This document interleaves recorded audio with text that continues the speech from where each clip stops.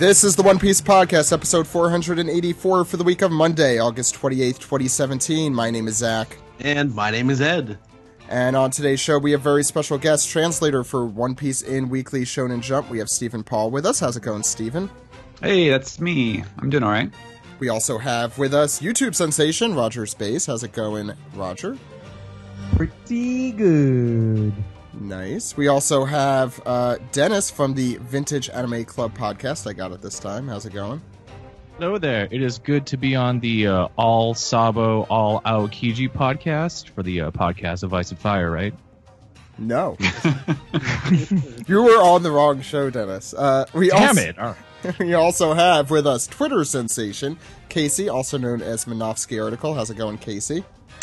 Yeah, this is my first time on the show since doing 2 back-to-back cons with Otakon and Anime Fest, where I got to meet a lot of you guys and a lot of listeners. It was a great experience, and I'm happy to be back on the show. You see, now instead of your Twitter icon, I could actually place your actual face to your voice, so that's a big step, I think.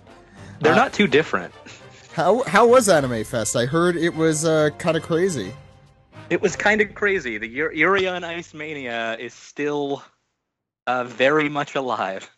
Yes. It was impossible to get in line for autographs or anything else, but I got to meet Masaki Yuasa and Sam Leach and Joe, who's a listener, and that made up for everything. That's good. But you didn't end up getting the signatures, the autographs? No, but I was there to get my Blu-ray of a woman called Fujiko Mine signed. But I was told that by like the second day, Sayo Yamamoto, the director of that and Yuri on Ice, was such an autograph zombie that she was just writing Yuri on Ice no matter what you gave her. Oh my god! So, oh no! Yeah, it was a disaster. The con itself was great, but they really underestimated what a huge hit they booked with the Yuri crowd. So it was just pandemonium to try to get in any kind of line, and I just never made it. Wow. I'm glad you enjoyed. This is your first, I think, big convention burst in a while, so I'm glad you enjoyed those. Roger, you were also gone and doing things the last few weeks. Right? I was. Yeah, I've been going to like tons of different events, it seems like every other week, but Pokemon Worlds was the last big event I was at. That was last weekend. That was in the Anaheim Convention Center, and I got to meet a bunch of Pokemon fans. That was fun. Obviously, there's a lot of overlap between One Piece fans and Pokemon fans, so half the time I would be stopped and they were like, hey, I really like your YouTube channel. And I'm like, oh, thanks, expecting them to say something about like my Pokemon content, and they're like, so what'd you think of the last chapter of One Piece? And so we got into big, long theory discussions, and that was great. That's really good to hear, yeah. Dennis, did you go to any conventions? I know you're a big convention person. Nothing for me until Halloween, but funny enough, I was actually also in Anaheim for the Pokemon Worlds thing because my friends still play Pokemon Go, and we went since they released some very hard-to-get ones that aren't in North America there during just that one city. Did you catch any of the Unknown or the Kangaskhan? I did. I did get a couple of each of them, so hopefully I get to trade. Good. And Steven, no conventions in San Diego Comic-Con? No. Okay. Just the one. So, we have a One Piece podcast today. We are going to be going through One Piece chapter 876. Pudding coincidentally appears. That's in our manga recap. We also have a triple anime recap this week. Ed, what do we got? That's episodes 801 to 803, and for the first time in a while, I'm not going to be on, but we have Sam and Jill and Roger? Yes, I believe so. Next week, we'll be going through episode of East Blue, which I hear actually was very good. I think Sam gave it some praise. Greg watched it. Did Greg give it praise? I think probably. There were things that he liked. That's good. I think Alex really liked it as well, so that bodes well, I think. Didn't they say that the animation director was like the guy who had worked on all 3 of the recent films or something like that? I want to say that I saw something like that. So the thing you're talking about, yeah. Now Toshi Shida, who's the guy who animated a lot of stuff for the films, and also he's like the famous animator who does like the Luffy and Doflamingo fight and a lot of the bigger action sequences. He's the guy behind the Arlong sequence in episode of East Blue, and you could totally tell. It looks like something out of one of the movies, and it's beautiful. Cool. And I know Tomohiro Nakayama, who is one of the screenwriters for 3D2Y, which I will say is one of the better of the better of the anime specials, Ed. So that bodes well as well. Yeah. So Masayuki Sato is the one you were talking about.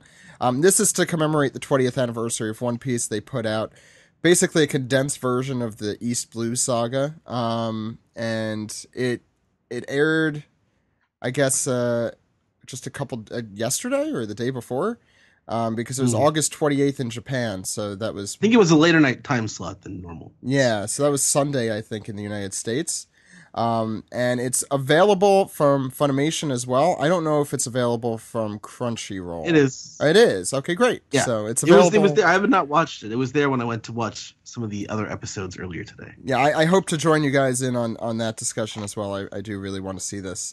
So that we'll be doing next week. But without further ado, why don't we get into the podcast? You guys ready? Yep. Mm-hmm. Mm-hmm.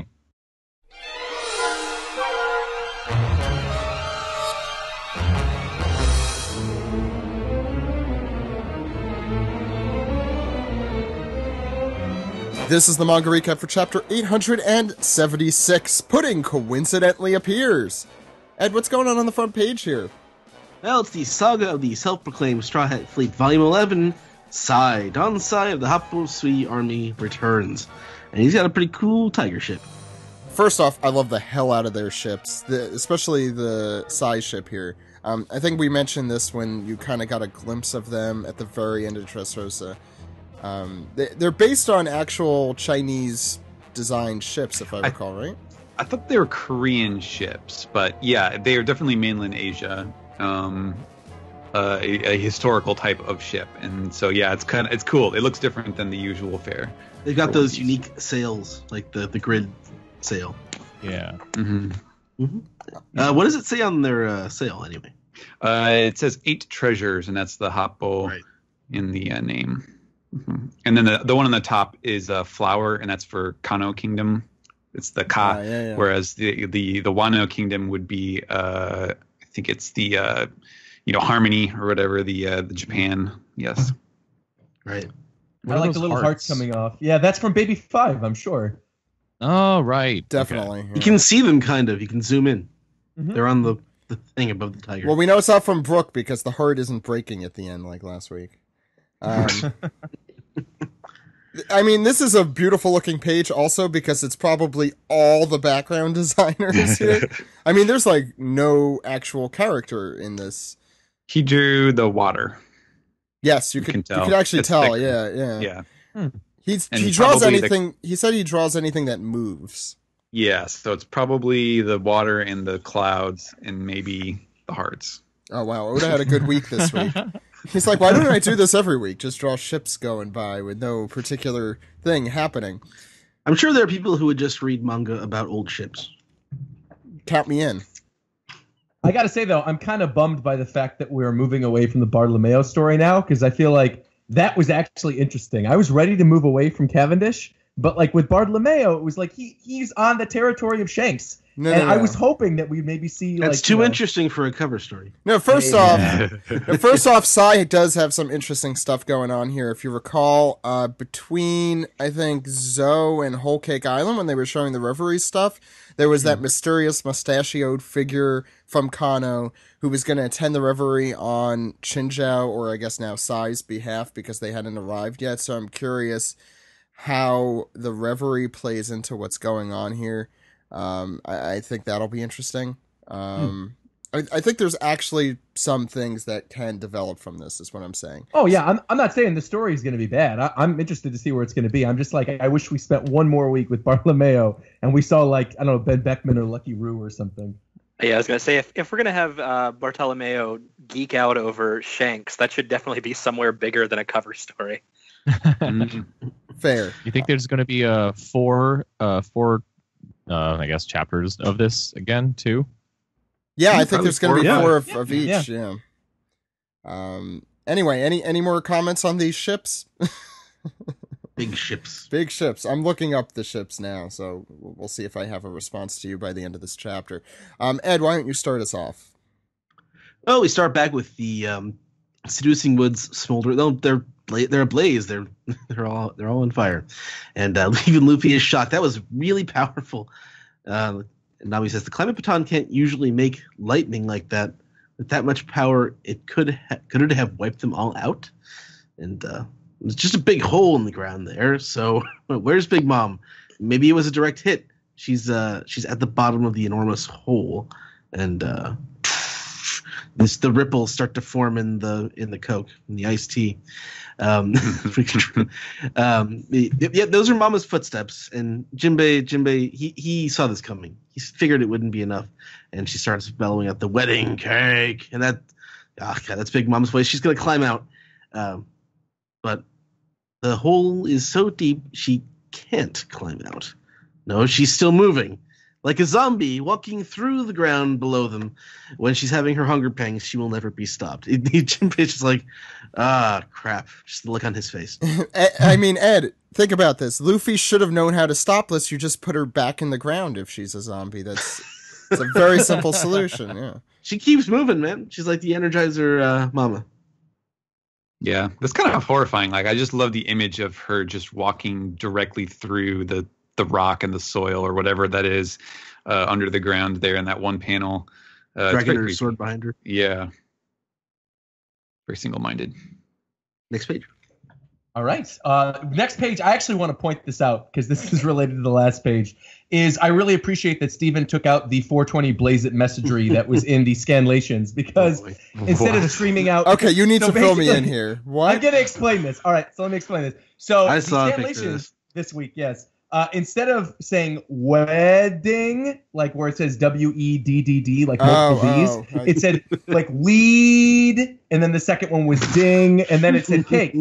And so a lot of people, when they were like first reading it for the first time and putting up pictures on Twitter the day of, tons of people were like, man, Big Mom really wants her weed. And there was like all these weird little like Big Mom 420 Blaze It memes that came out of the chapter. So I appreciate so Steve glad I removing don't see those of that. See, this is why you read the official translation for the good stuff. So Big Mom basically is climbing out of the hole again. She's saying wedding cake once again, running like the Energizer Bunny, and Luffy's going what?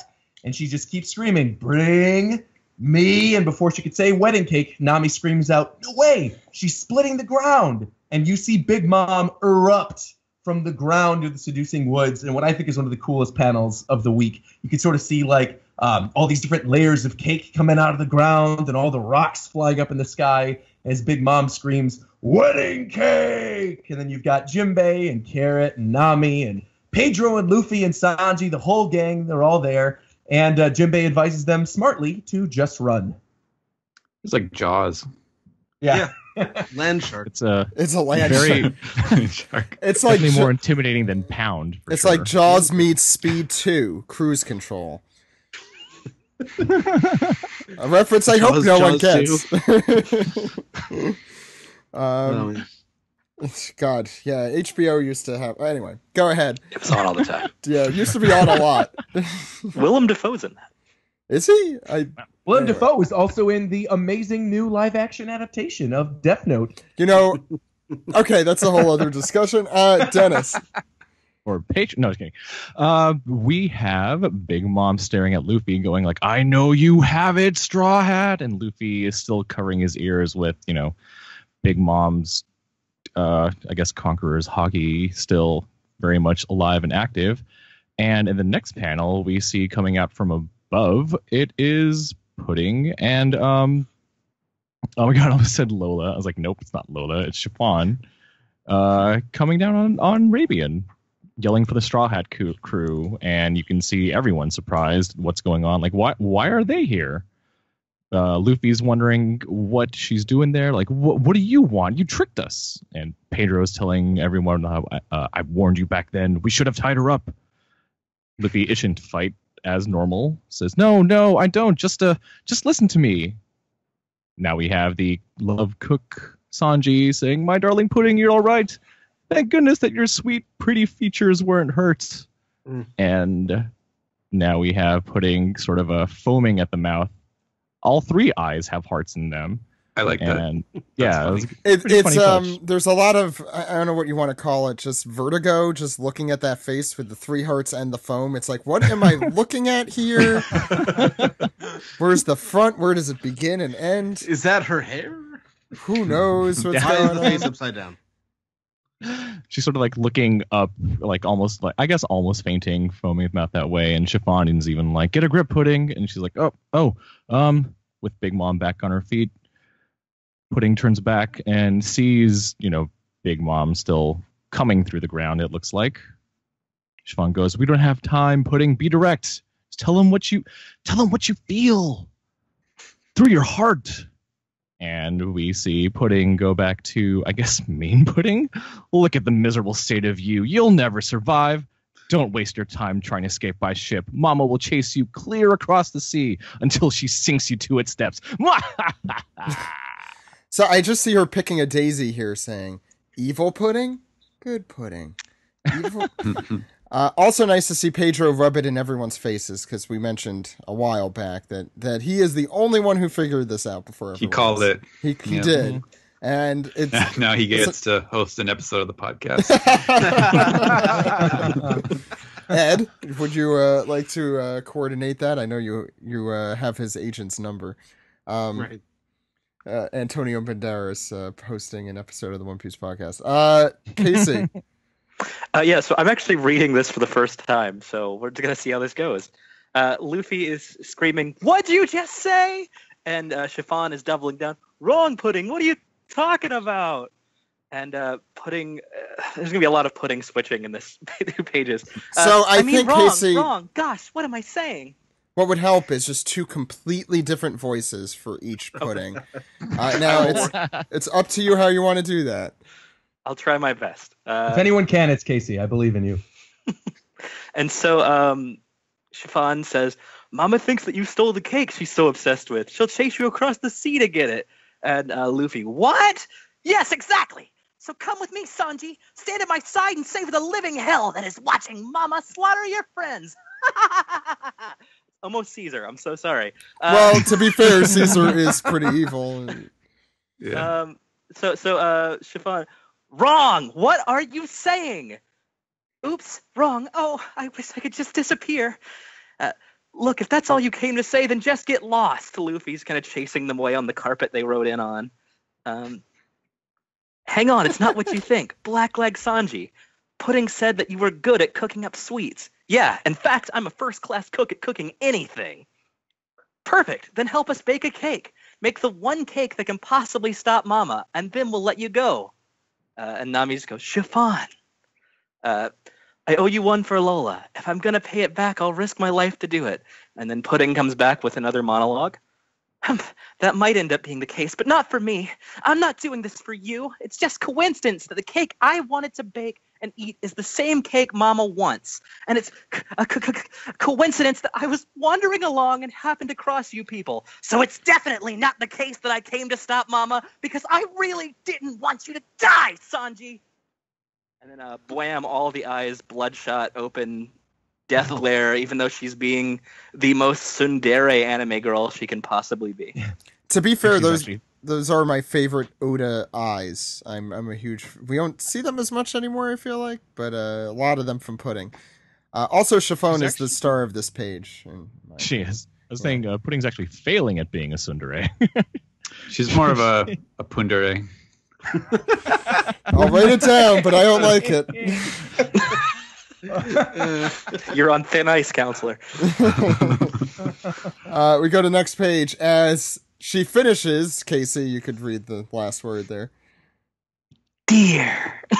You didn't even say the heart emoji. Anyway, so they're all still. Yeah, Steven, go ahead. Oh yeah, I was going to say this is the sort of thing that I wouldn't have needed to put in, but it actually, I think it ended up working out for the better, because in the Japanese, what she says is "san" right there instead of "dear," but obviously we don't have that in the English version, and so I had to kind of come up with a substitute that would indicate that she's like, oh, she's playing tough, but she's actually very drawn to him, and so that was my the thing that I came up with to help make the joke work. Personally, I think this is an undeserved awesome panel from Oda here. Just the fault faces from literally everyone. I'm not sure. Probably Sanji as well there. Sanji has it too, yeah. Jinbei's fault face is just his normal face. Good to know. But everyone else, I love these. These are, I feel like just in the last few years, Oda's been doing a lot more of these. And they have their inner monologue. This is all while they're running, by the way, thinking that her emotions are flip-flopping like someone on a windsurfing. Anyway, Sanji notes here, he just ignores everything that's going on with her personality here and says, got it, thanks. Where can we make the cake? And Chiffon explains that we have to go back to the past, back to the beginning, Samurai Jack. If you've noticed, this arc has just been going full circle, and here the ingredients are, of course, in Chocolate Town, or as Ed would call it, the Land of Chocolate. The Land of Chocolate. Yes, exactly. Thank you. And they said they'll have to make it take top speed to get there, make the cake, put it on a boat, which, according to this diagram, the cake is the size of the boat, and then head back to Big Mom, who looks to be chasing the Sunny in the middle of the water in this diagram, which would not work. She is a devil fruit user. She also notes here that if you do set sail, that the enemies will come from the other direction as well. So, but she also believes that the Straw Hat crew is capable of withstanding them. So, Sanji's like, okay, I'll go with you. And Pudding is having it and is not having it. Who the hell knows? And meanwhile, we have the wind-up from Big Mom, who notices that Pudding and Chiffon is there. And the pitch here, as everyone begins to take cover, and the swing from Big Mom, as we have another Ikoku, which we've discussed the translation and the history of in the past, so we don't have to do that again. Check back, I don't know, like 3 episodes ago. And Sanji saying, let's rendezvous at sea. And Luffy saying, sure thing, Sanji. Again, this being the 3rd time Sanji has left the crew, I feel like, in one arc. But okay. And we go to the next page and see what happens. Steven? Or Casey? Oh, okay. Yes. So yes, the magic carpet is trying to escape the chaos of Big Mom. We see a huge explosion. Chiffon says that she hopes everyone's okay, and Pudding is trying to correct course on Rabian, which I forgot the carpet's name was Rabian until right now. Rabian, go back down. Take us from the previous spot straight to the coast. And then we see Luffy's team still running, and as does Pudding. Hey, it's Luffy's team. You're heading for a wall. Huh? Pudding? The good Pudding? And Jinbei. I love it. He's the reader. Yeah. And Jinbei. But I thought we were going to go straight because Jinbei is just used to punching his way through walls. There's a giggling tree. And then Pudding reveals her amazing ability, the memory filament, and the aptly named flashback, which PPPPPs all over everybody. Tree. Or those pips. I don't. Yeah, it's supposed to be pip pip pip pip pip. Pippi long stocking. Everyone knows PP is spelled with 2 E's and not 1 I. Steven. And on the next page, the tree is all of a sudden doesn't realize why he's laughing, and none of them do. Apparently, they're all kind of reverting to a previous state of mind. So they need to go shopping. Time to walk the dog. Charlie bit me. His son's gone missing. Is this Pudding or Chiffon? One of them is explaining the memories of the original owner of the souls come flooding back to the homie temporarily, and for that brief period of confusion, they are no longer under Mama's control. So that's I guess gotta be does, Pudding. I suppose so. Wouldn't know, yeah. So that apparently explains that it's not just some kind of amorphous, volume of soul that is redistributed. It's the actual, individual person's souls that get turned into the homies. And So that should be good enough for them to, they're no longer the seducing woods. They're just the confused woods. So that should be enough for them to get out to the coast. And Sanji's like, oh, great. That's wonderful. Thanks, Pudding. And then she turns, what are you doing here, Sanji? And he's like, well, I've been here all along. This is a very comical, straight-faced thing. And she's like, oh, dear. Does the little joke again. And as they fly up into the air, she demands that he gets off the flying carpet and swims his way there, dork. And Sanji, of course, continues his disarming routine. Oh, your eyes are even beautiful when you're mad. And she does not want any part of this, even though it's clear that she kind of does. And meanwhile, you hear someone saying, I'll wring the life out of you. And Sanji looks down and sees on the deck of the Sunny, Brook and Chopper are fighting with the peacekeepers. And Chiffon asks if that's his ship. And he's like, yeah, they're under attack. So apparently, Big Mom's forces, Sanji is learning, have circled around to get in front of them. And, Chiffon notices her siblings as well, since we know Katakuri is there. And speaking of which, he is impressed at the skeleton's power against the peacekeepers. And then we have a kind of a pause and a pose from Brook, who is he's got his soul powers kind of emanating, wafting up as he says, I am the Soul King after all, but he's breathing pretty hard. And Chopper is noting that the peacekeepers just keep flowing out of the mirror. That seems to be no end to them. So even though they're fighting them off well, I think the insinuation here is that just the two of them, they're up against tough odds. Go to the next page. Dennis. And so we see Chopper and Brook continuing their conversation, still breathing very heavily. It's the mirror from Nami and Robin's room. Think they'll be mad if we break it? And Brook goes, we should break it if we can. There's always time for apologies later. Though I think with Nami, there's also going to be a very heavy interest payment later for replacing the mirror. It's funny. It's the oldest member of the crew and the youngest member of the crew. Yeah. They work really well together, especially, taking care of all of this crew right now. Who will you apologize to, Perorin? You saw the size of that lightning bolt. No one is coming back. That's Perospero talking. Though Katakuri, it seems unsure as we just get ellipses for his speech bubble.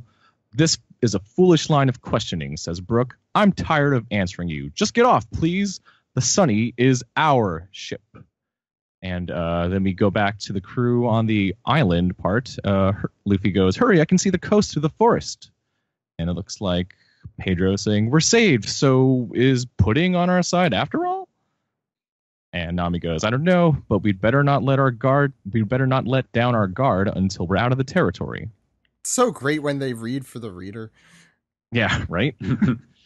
We go back a little further behind the crew, and we see Prometheus and Zeus getting into a little argument. Prometheus is all, hey, Zeus, why'd you hit us too? And Zeus is all, sorry, it wasn't my choice. That lightning cloud egg sure was tasty, though. And Prometheus has a shock face. I'm wondering if there's anything Prometheus can eat that Nami's climate baton can make. The sun consumes all. Pretty much. It will take your entire heat source. I don't know. Big Mom still under the hunger pangs, mumbling wedding cake. Pudding, I guess, is trying to keep on a straight face. We're not turning back. You're okay with that? And I think in a kind of grown-up thing, Sanji goes, yeah, there's no need to worry about them. Just get me there as quick as you can. And let's whip up a cake so good, it'll knock Big Mom's lights right out. And that ends the chapter. End the chapter. Yep. So let's go around the horn and see what you guys thought. Casey, this was your first time reading this. What are your... Roger does this every week, so I think this is a perfect time to ask. Yeah. What did you think? My thoughts are pretty concise on this one. I am really looking forward to a point where we don't have to talk about pudding anymore. Yep. I'm just done with her. Otherwise, this chapter is pretty much just let us exactly where we've been predicting for months that this was going to end up. So I'm curious to see if it plays out as planned. I'd say this is a pretty average chapter, all things said. All of us, but mostly Greg. Fair. Steven, what are your thoughts? I liked this chapter. I found, obviously, it's funny because, Oda, especially like in his in these interviews that we've done, that he's done with the magazine, he talks about not wanting to sort of date his work or to try to incorporate recent trends. Like, he wants to know what they are, but he doesn't want to just use them wholesale. He just kind of wants to analyze, to psychoanalyze what people are into, what they're interested in.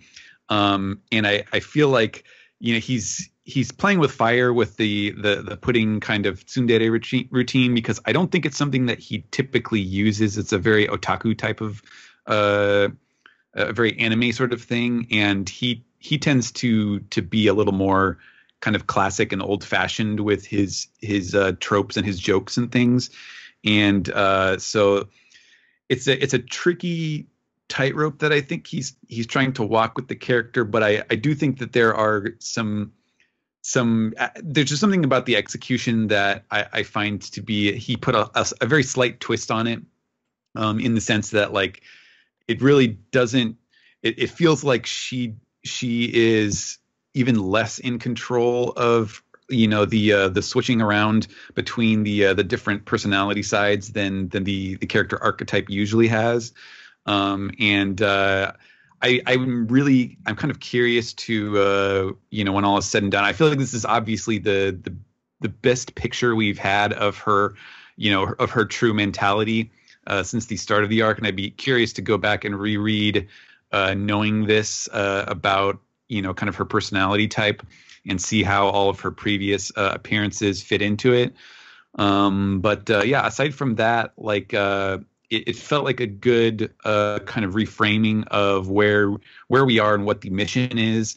As we noted, Greg especially has been talking about this, the cake thing. I think that's been a possibility that we had discussed, even going back to the kind of the first hints of what the wedding ceremony itself would be like. And trying to figure out how the Tamate box would fit into that, and how this chaos would play out. And I think it wasn't until the last few months that it became really clear that this was a very distinct possibility. And Greg was definitely all over that. So, props to him for having figured it out so I think he early on. Yeah, he predicted it like when we were just starting, I think. The arc. It's kind of crazy to think about. I think the time that was most popular, where people were really saying that, was right when we saw Big Mom have her first hunger pang attack, and she needed to eat something to calm her down. And I think that's where a lot of theorists were like, you know what? Sanji's probably going to be the one to cook this. Like, Sanji's going to do something to have her bring her down out of one of these hunger pang fits. And so I think that's when Greg first brought it up, and then pretty much everybody I know within the community kind of felt the same thing. And so it is cool to finally see that sort of come out of this chapter. I'll give credit to Greg where it's due, since I'm sure he's also listening. It is that he also, I remember saying that he said that members of the family, Big Mom's family, would have to also help. I think he said that back when he originally posited this theory. And so it's interesting to see that as well. Anything else, Steven? Let's see.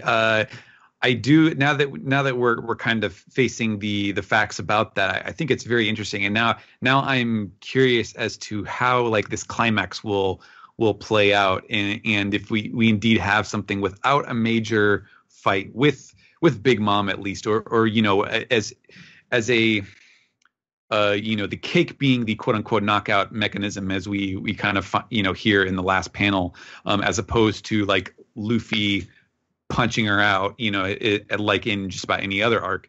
I am really looking forward to seeing how that ends up being different. If it's as satisfying, if it's more satisfying, how will we feel about the climax of the arc when we get there? And other than that, I don't know. I just thought I thought it was a pretty good kind of. He did a good job of selling all the various parts of this, like, Big Mom charging through the ground. I thought that was really terrifying. It helps to sell the image of like the Straw Hats being really overpowered at this moment. They're, standing their ground and fighting back against her is not an option, clearly, and escape is the best that they can do. And that's, I think he's doing a really good job of portraying that.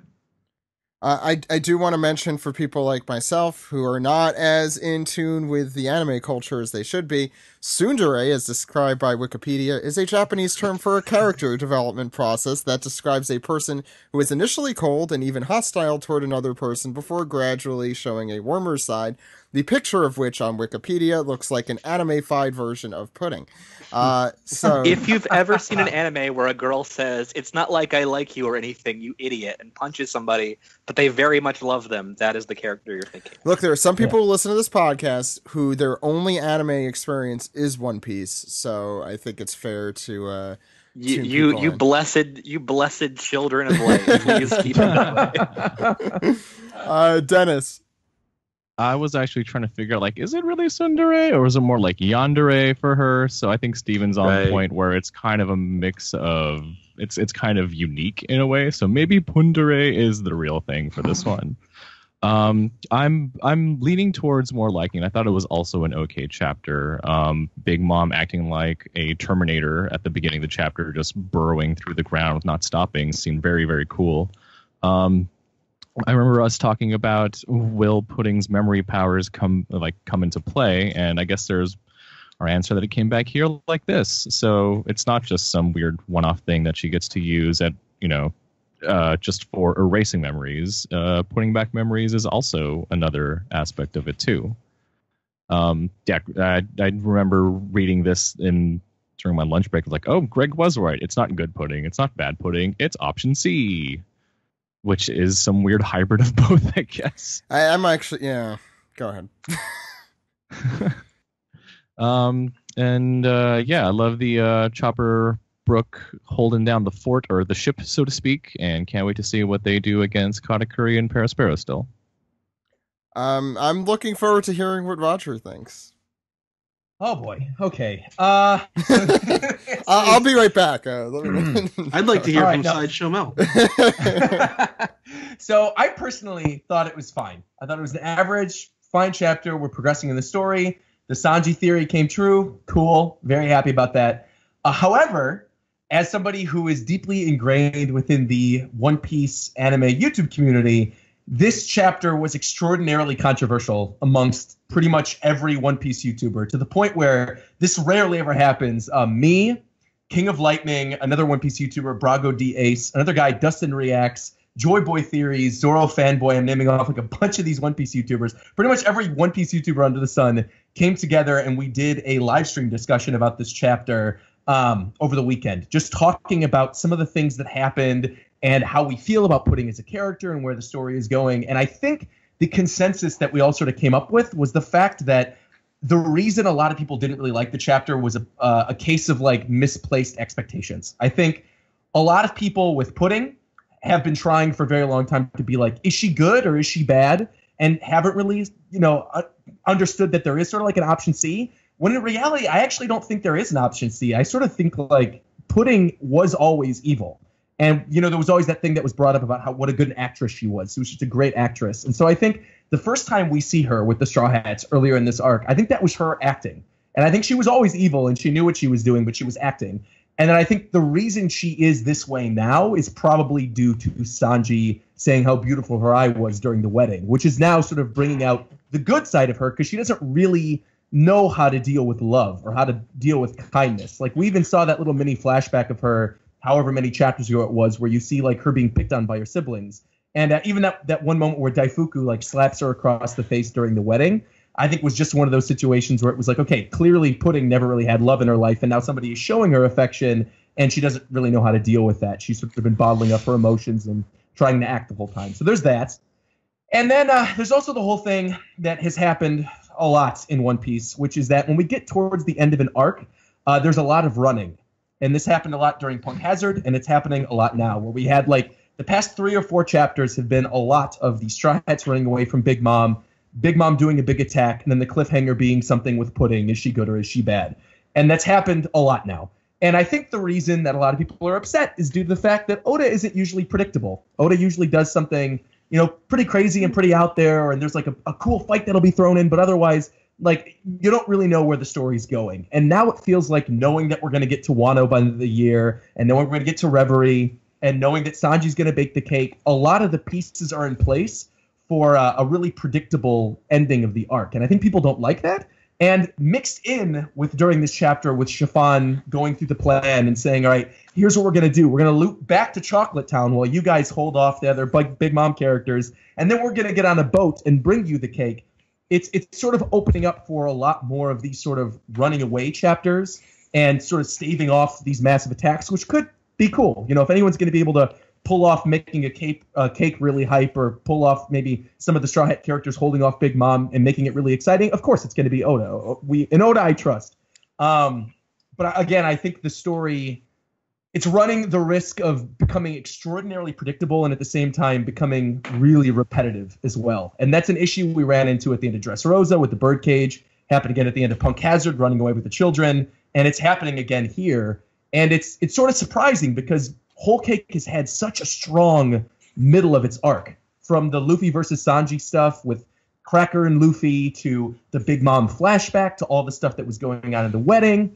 And now it seems like a lot of the world building that's going on has a lot to do with this arc itself and doesn't really have to do with the world outside of Whole Cake Island. So there's a lot of different reasons why I think a lot of people didn't like the chapter. Again, I thought it was fine. I'm looking forward to seeing where this is going to go. But this definitely stirred up a lot of controversy among the community. Sorry, can I step back in real quick? Because yeah. No. I have some I have some thoughts about the Pudding thing that I didn't, and I've brought this up on the show before. Others have brought this up before, and it goes back to that idea that Oda is very unpredictable. But I think part of the Pudding problem is that more or less this is just a variation of the Boa Hancock stuff we already got, except Oda's leaning more heavily into how inconsistently written or characterized Pudding's been, and just goes like, all right, screw it, she's crazy, like she's both, so it's fine. But like it's still like female villains are defeated by just emotional telling by love, yeah, by telling them that they're pretty, like it's. And that seems kind of unfortunate, and for that reason, it's part of the reason I never really believed at all that Luffy was ever going to beat Big Mom with a traditional fight, even though. So wait, Luffy just needs to tell Big Mom that she's pretty, and that would solve this entire arc, is that? Well, I think you're beautiful, even though you ate children. And then she goes, no, thank you, Luffy. I'll join your crew. What I mean is like. Sorry. What I mean is that the way that these characters tend to be written, though, like I never really had any faith that like the Big Mom battle was going to be some huge like physical altercation with an emperor. It's, even though that's a different character type perhaps than a Boa or a Pudding. Like it's and again, I'm fine with the cake explanation if that's the end of Big Mom's story. I've been on the record of saying that I think it would be a very bad idea to leave Big Mom's arc unresolved and come back to later. So if she's defeated by the most delicious tiny little cake that Sanji can make, then all the better. But I am very frustrated by Pudding just because, again, it's the Boa Hancock thing. We've already been here. It's just a different set of characters. And I don't know. I was just hoping for more from Pudding, but it's fairly predictable. That's your problem. Go. What about this? What if Sanji makes the cake and then Luffy grabs the cake and does like a gum, Red Hawk Super Gatling something of it, and just completely slams it into Big Mom's mouth. I thought you were going to say Luffy eats the cake and then has to fight Big Mom. Yep. I think that's where this is going, because even when we saw Jinbei feed Big Mom early in the arc, he did that thing where he did like the fisherman slam into her mouth and sort of shoved the giant cake, or what was it, like creme brulee or croquembouche or something? Croquembouche. Yeah, so he like shoves it down her throat in this what looked to be like a really cool attack panel. So yeah, I think that's probably what's going to end up happening, is there'll be like some really cool attack panel where Sanji gives Luffy the cake and then he sort of slams it down her throat. Ed, do you have any thoughts? I think everyone's said just about everything that needs to be said about this chapter, except I did love the art. I loved how consistently Big Mom is drawn. Yeah, I'm glad you mentioned and that. made to look very menacing. I appreciate that. And as I pointed out, Brooke and Chopper getting a chance to be cool together is really fun. And Sanji, his last panel actually is one of the more interesting sort of close-up panels of Sanji. He's very. It's one of those like big moment Oda panels that he does. Filled with determination. Yeah. Kind of looks like he kind of looks pride. old. Yeah. When there's no background, you know it's important. Or shaded background, yeah. With the doo-doom. Yeah, exactly. Those are big. I have a bunch to say about this. Kind of going off of what you guys have said. First off, I didn't love this chapter, but I liked it a lot more than last week. Which the further away I get from it, the more I was not a huge fan of it. I thought, as Ed said, the art was very good in this chapter. I thought the title, once I figured it out, was actually very funny.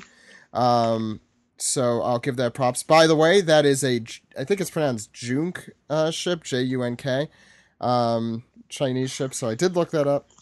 I have an answer for you. It just took the entire manga recap. I want to mention a tiny little thing on page 55 in Shonen Jump, I think it is. Pudding in the middle there looks exactly like Nami grew a third eye in the middle of her forehead. Like, that looks exactly like Nami. Little things aside, though, I think the big problems we have here are that we put a little too much stock in Pudding, and we cared a little bit too much about Pudding, and she's not really as important as we thought she might have been. I think we had a lot of theories. Who's the main villain of the arc, for example, if you remember that, which seems like a pretty laughable discussion in retrospect. Right. But I mean, we're used to Oda, as Roger really astutely put it, we're used to Oda surprising us. He tends to purposely exist to beat expectations. But to take a line, I think it was from Dan Harmon talking about Rick and Morty, saying something along the lines of, with the internet, you have infinite possibilities, and someone is bound to predict every single possible outcome. Unfortunately, this outcome was predicted by Greg, so it got pretty good steam in the community, I think, and others have also kind of jumped on that. So there's a lot of disappointment there.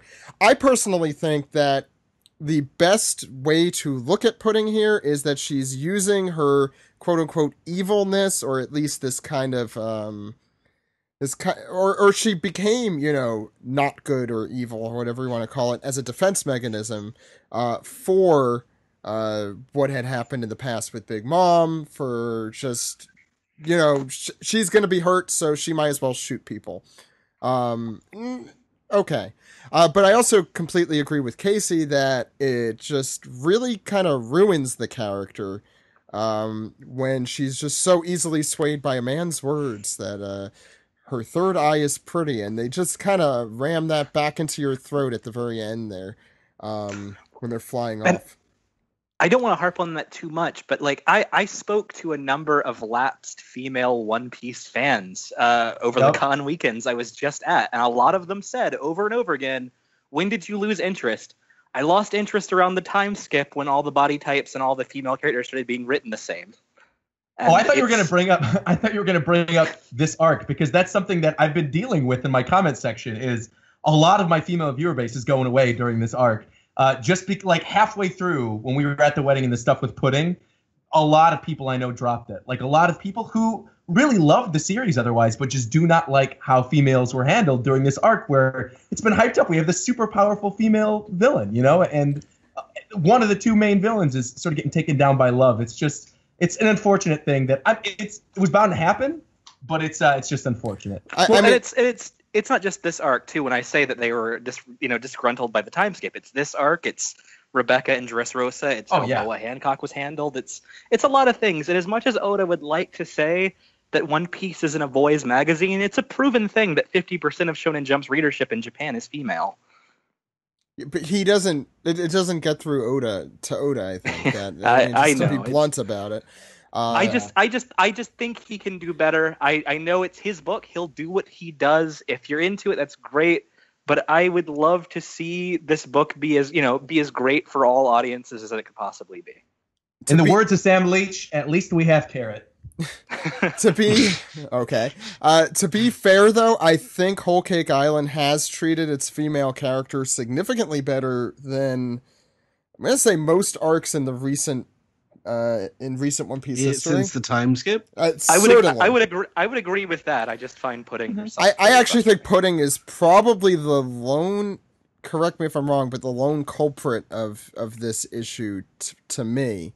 I don't know if I'm positive I am not a good person to make that claim, but to me, I think there have been a lot of other really great, strong female characters. Some of them just haven't had enough screen time or panel time, whatever you want to call it.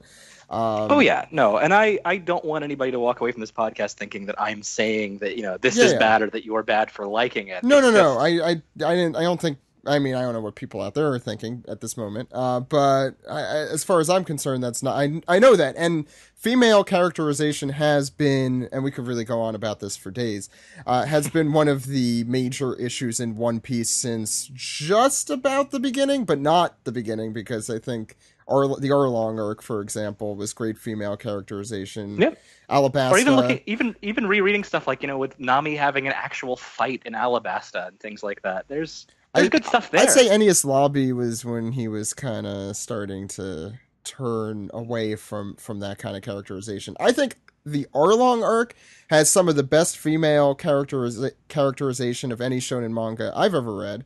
Yeah, Bellamere is fantastic. Yeah. And I think Oda usually does a good job with like older women and women that aren't of an age where he is sexually interested in them. Yes. But once they enter that age range, it's just a lot harder for him to write for whatever reason.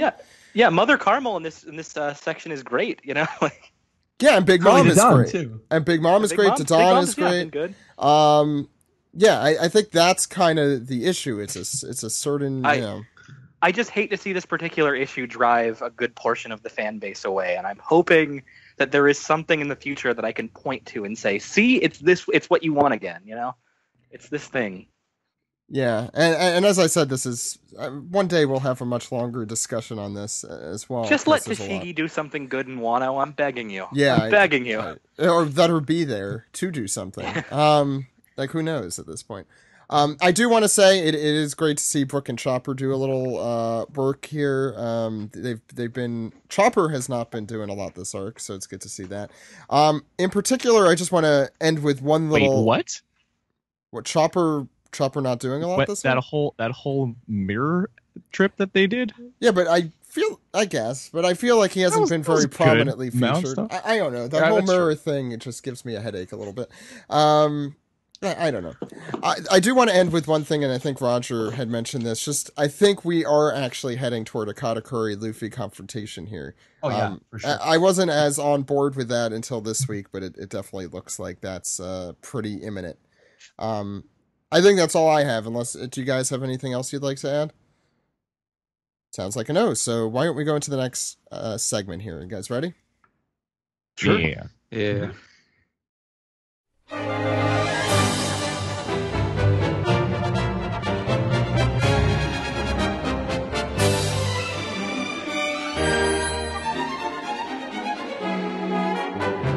This is the Triple Anime Recap for episodes 801, 802, and 803. I'm your host Sam, and today with me we have, once again, our good friend Jill. Hello everyone, happy to be back. And we have our other good friend, Roger's Base. What is going on, everybody? I'm happy to talk about some anime today. Alright, we got 3 episodes of anime to cover because I kind of let things slide. I'll just breeze through these first couple. And this first one on our list it's like half an episode to talk about, really. This is episode 801, The Benefactor's Life, Sanji and Owner Zeph. And I am foregoing all the staff credits and all the other business I would normally do just because I want to get through this quick. Telecard begins at 4 minutes and 36 seconds. The episode opens with more Luffy versus Cracker. Cracker has this episode I thought had some kind of weird face things going on, especially with Cracker, where he's like twisting his face back and forth.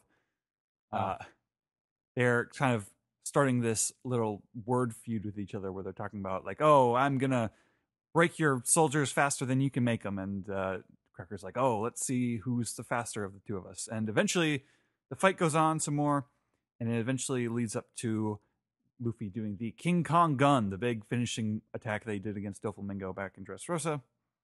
It's the same exact animation. They just kind of redrew Luffy's new clothes over it, and they clash. But unfortunately, Luffy's Gear 4 runs out.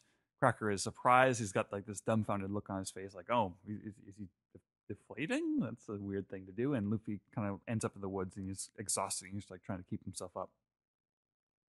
So we return to the scene with the Vinsmokes having their meal. Niji has just thrown his plate of food at Cosette, and Sanji's caught it, and now he's picking the food off the floor and he's complimenting Cosette's work. He's saying, this is delicious. Cosette's like kind of blushing, like, oh, that's very nice of you to say. And Niji can't have this. He tries to attack Sanji. He's going through this whole kick animation, and Judge has to say, stop it. Can't beat him up. He's got to look good for his wedding. And so Niji has to like stop his kick in mid action, and like there's like this really cool, like huge explosion of wind that comes as a result of him like having to stop the attack. Ichiji tells Sanji off for not respecting royalty. That's kind of the running theme of these few episodes, where the Vinsmokes put a lot of stock in the fact that they are royalty and the people who work for them are of a lower class. And they're kind of flaunting, Judge is flaunting Zeph's picture, like, oh, hey, we know who this guy is and we'll chop his head off if you don't cooperate. So it's another thing on top of the wrist bombs threatening Sanji into cooperating. And then the rest of the episode is just more, it's basically just a repeat of the original Sanji Zeph flashback. They may have even just traced over the old stuff in a few places. And that basically makes up the entire second half of the episode. There is a little bit of new stuff at the end, like you see Kid Sanji like going gaga over a woman, and Zeph telling him off for that and stuff. The episode ends with the Biscuit Soldier kind of tracking Luffy and like stabbing at him, and it ends on a big swing of his sword, and then it's like to be continued. Now that brings us to episode 802, An Angry Sanji, The Secret of Germa 66. Is that it, right? 66? Yeah. Double six. I'm never sure I'm saying it right. This episode opens with King Bomb kicking one of the Biscuit Soldiers out of the way, which is a great image. And suddenly he's begging for forgiveness. He's like, oh no, Cracker, don't. I'm not doing this of my own will. And Nami is like continuing to just stand in his mouth and threaten him with Big Mom's Fever card. All the homies and whatnot run away at her request. We return to Brulee's mirror world. I don't think this was in the manga. It's like a little shot of Brulee like getting up and like, I'm gonna get that woman, as a result of Nami hitting her with lightning a few episodes ago. And there's a lot of stuff in these episodes that have sort of been like implied filler. They've put in a lot. There's some shenanigans with Carrot and Chopper taking a peek through one of the windows, and they're sure that they see Sanji. It's just the back of his head, and then they call for him, and he turns around, and it's just like this guy with a dumb nose. It's not Sanji at all. So they have to like drag their feet everywhere with their ball and chains, and they end up near a mirror into Big Mom's room, and they're terrified of this monstrous woman who they see walking past the mirror. They do like Carrot's doing like this weird like pseudo sign language thing with her arms, and there's like a little like sombrero guard standing near the mirror thinking about Pudding, like, oh, I hope Pudding has a nice wedding and all that stuff. And they overhear that Sanji is currently in Germa's castle, so that's their goal now. They have to find a mirror into Germa. So we come back to Germa, and it's Cosette. She's like cleaning up her hair in the reflection of the window, and there's this, I don't know how I feel about like this kind of implication that she's developing a crush on Sanji now, but whatever. And off in the shadows. To be fair, in that situation, like, that's the most realistic crush I think has ever happened in One Piece. Yeah. Guy saved you from a plate of food being thrown in your face by some prince and like just helps you out and everything. I'd be like, yeah, that's pretty realistic. And then he compliments your cooking. Yeah, my God. Roger, what were you saying? I was just saying he eats the food off the floor and he compliments her cooking. Yeah. In the shadows, we have Niji creeping on her. He's like, "Oh, I'm not gonna hurt you," he says as he's like cracking his knuckles. And then it just cuts to I really was not a big fan of how much they toned this down. I mean, like I wasn't really a fan of like this whole development in the manga to begin with, but then like the way that they kind of make it feel so impersonal in the anime, where it's like you never like see her, you barely see her face. You see her face for like one shot, and it's like it's considerably toned down from in the manga, her like beat up, scratched up face. And it's the entire focus is on Sanji and how angry he is, and you see Yonji sort of hanging out behind him, and he's saying, you shouldn't have given that woman of low birth a taste of confidence. And I've noticed that Sanji is saying asshole in the subtitles a lot. And Yonji basically outs Niji as the one who did it. He's like, I can go show you. I can bring you to Niji and you can hash your beef out with him. And Sanji's just like, I would love to. So they're going down like this long twisty stairway down to Germa's basement, and we get to meet Germa's like army of test tube soldiers, and Sanji has no idea what this is about. This is where the eye catch of the episode is. This connects us to back to the seducing woods, where Nami is trying to get the homies to fight Cracker for her, and Cracker's just wandering around. And did they ever establish that he was using like Conqueror's Haki to kill all the homies? I can't even remember. No, I went back. Supposed to be like fear? Well, yeah, that's like how they imply it. But like, isn't that kind of what Conqueror's Haki kind of is already? Yeah, it's just I think they didn't want to animate it any differently than they do with Conqueror's Haki already. So they're like, I don't know, but I know for a fact it's not Conqueror's Haki because I went back and I looked because I do reviews for the anime every week, and I was like, did he reveal that he had Conqueror's Haki in that moment? And he definitely did not. No. I guess this is the first time that Nami has even seen the true Cracker. Luffy has been fighting him for like 3 or 4 episodes now, and like in this shot, like they hold on this shot for a while where Cracker's head is just like really tiny compared to his body. He's like putting his he's face palming at King Bomb for listening to Nami, and like there's a lot of goofy Cracker faces. I don't think his expressions are all that well drawn through a lot of these episodes.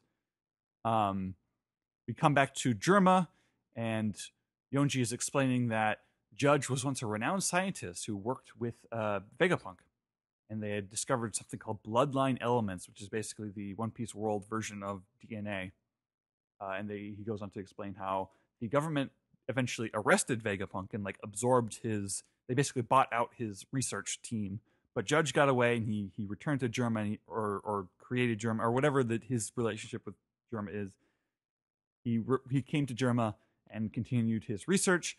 Yonji explains that all of these people are duplicates of just a few talented soldiers. You can see, at least like 5 or 6 different types of people that these clones are based off of.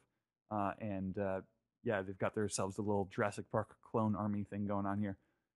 And you see just Sanji kind of looking up at this, and he's getting all sweaty, and he's in awe of what a weird development this is. Like he's like, I thought I was gonna beat the shit out of my brother, but this is not what I asked for.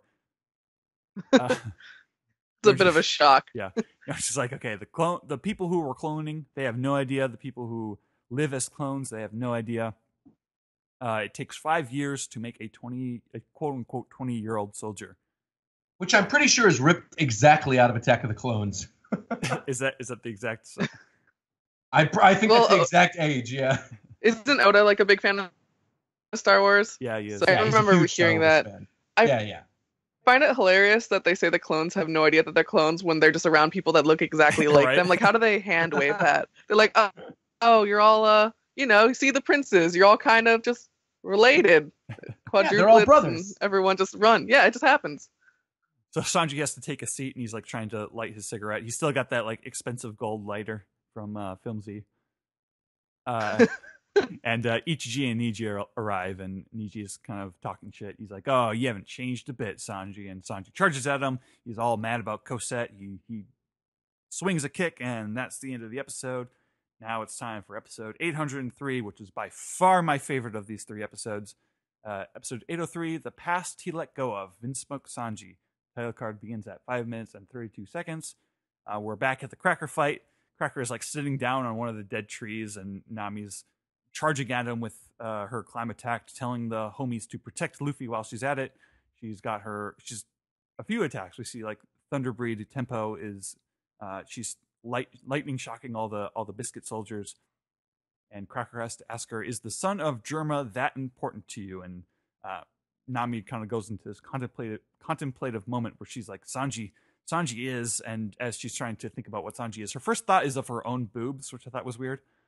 But it's basically like she's thinking about how perverted he is and how annoying he can get. He's like, he's a perverted leads man, and he annoys me sometimes, but in order to save his friends, he will risk his life. And we see a bunch of still shots from Enies Lobby and Dressrosa, and all the times he was a badass. So she goes into this big attack where she's spinning around, and she's creating these little tiny storm clouds. It eventually leads to them in like a physical conflict where Cracker's like stabbing at her with his sword, and she's like just barely blocking with her climb attack. And then just before she's about to get hit, Luffy in Gear Second pops into the scene, and he's like, "Don't touch my navigator." Just classic stuff. Hits Cracker. I thought there's this great little piece of animation where Cracker's like sliding back from the impact, and he's like stabbing his sword in the ground. And he's like pulling his sword back out, and like the animation just like really captures both his personality and like the weight of his body as he's sliding across the ground. It looked awesome. And that sort of where they leave us off with that fight, and we come back to Sanji versus Niji. Come right back to where we saw it last episode, but now Sanji is getting kicked in the back with a lightning knee, and he's basically lost a fight, and now his brothers are crowding over him, and they're teasing him and all that. He's like, "Oh, if I knew you were in love with that cooking wench, I wouldn't have beaten her up." And Ichiji's even saying like, "Oh, well, if you don't mind a swollen face, I can make her your personal servant." Just being real. They didn't say that they wouldn't beat her up. Sorry, they didn't say they wouldn't beat her up. They said they wouldn't have touched her face. Right. They don't really. Yeah. Like, we would have kept him. We would have kept her pretty for you if we knew. Just being real asses. Then that connects us to the flashback with Sanji as a child. Sanji with his brothers and sister training. They're what the first like training thing they do is like they're taking turns falling from the top of the castle and like making this big crack in the ground, which like you can't I don't know. I thought that's a weird training idea. Just like, I really hope that it's not the first thing they ever did for training, because like let's see if our kids have been enhanced. Let's have them jump off 4 stories. Well, it's that. It's like, how that goes. Like you think in most of these tests they're like, getting scientific data, like how quickly can you do this track, or like how strong can you punch? But it's just like, can you make a big crack in our ground here that we're gonna have to fix later? But Sanji's too scared, and there's like this little moment where Yonji is like going ahead of them, and Sanji's just like staying up there crying. The montage continues. We see them like doing laps. We see them jumping through like fire stuff, swimming. Sanji just can't keep up with the others at all. And there's this cute little turtle that Sanji befriends in class. Like everyone's doing their studies, and like Sanji's got his turtle friend. And then the kids have to kick the turtle and be jerks about it. Then there's even a scene where they're like beating him up with kendo sticks and all that. As we in the podcast call him, Dr. Underlip has to give Judge the bad news that Sanji is just a regular human. And like the music is super dramatic, so like you're really supposed to feel like, oh no, human. But there's a little moment where Reiju is taking care of Sanji's wounds. Sanji's like, "Oh, you're the only one who's nice to me." And then kind of continuing on the like little animal friends track, Sanji's got himself a little mouse friend. He's been practicing making food. He's been feeding this rat, and Judge barges in, and he's like, "Did you make food for a rat again, you ass, you stupid child? Don't make food for rats." I think the phrase "Did you make food for our rat again" is a pretty funny one. Yeah, he's like a regular Disney prince. Yeah. At this point, he's got the animal friends. that there was so much cute animal abuse in this episode with them knocking over the turtle, Judge throwing the rat out the window. It's man, all these cute little animals. Yeah, Judge is so like in disgust over this, like, just not the rat is there. He's not disgusted by the rat. He's disgusted by the fact that Sanji would feed the rat. Like, royalty must not serve anybody, even a rat, even just for fun. And he throws the food and the rat just right out the window. He even punches like the picture of Sanji and his mom. And the rat makes this horrible little noise too. He goes, out the window. That got to me. That no one dies in One Piece. We have evidence right here. So obviously, when you've got a screw up like Sanji, the only thing you can do is fake your own child's death. So they do the big like he's died ceremony. They've got his picture with the little black whatever you call him. And even his brothers are like, is Sanji really dead? Like they don't really care that much, but they're just like, that doesn't sound right.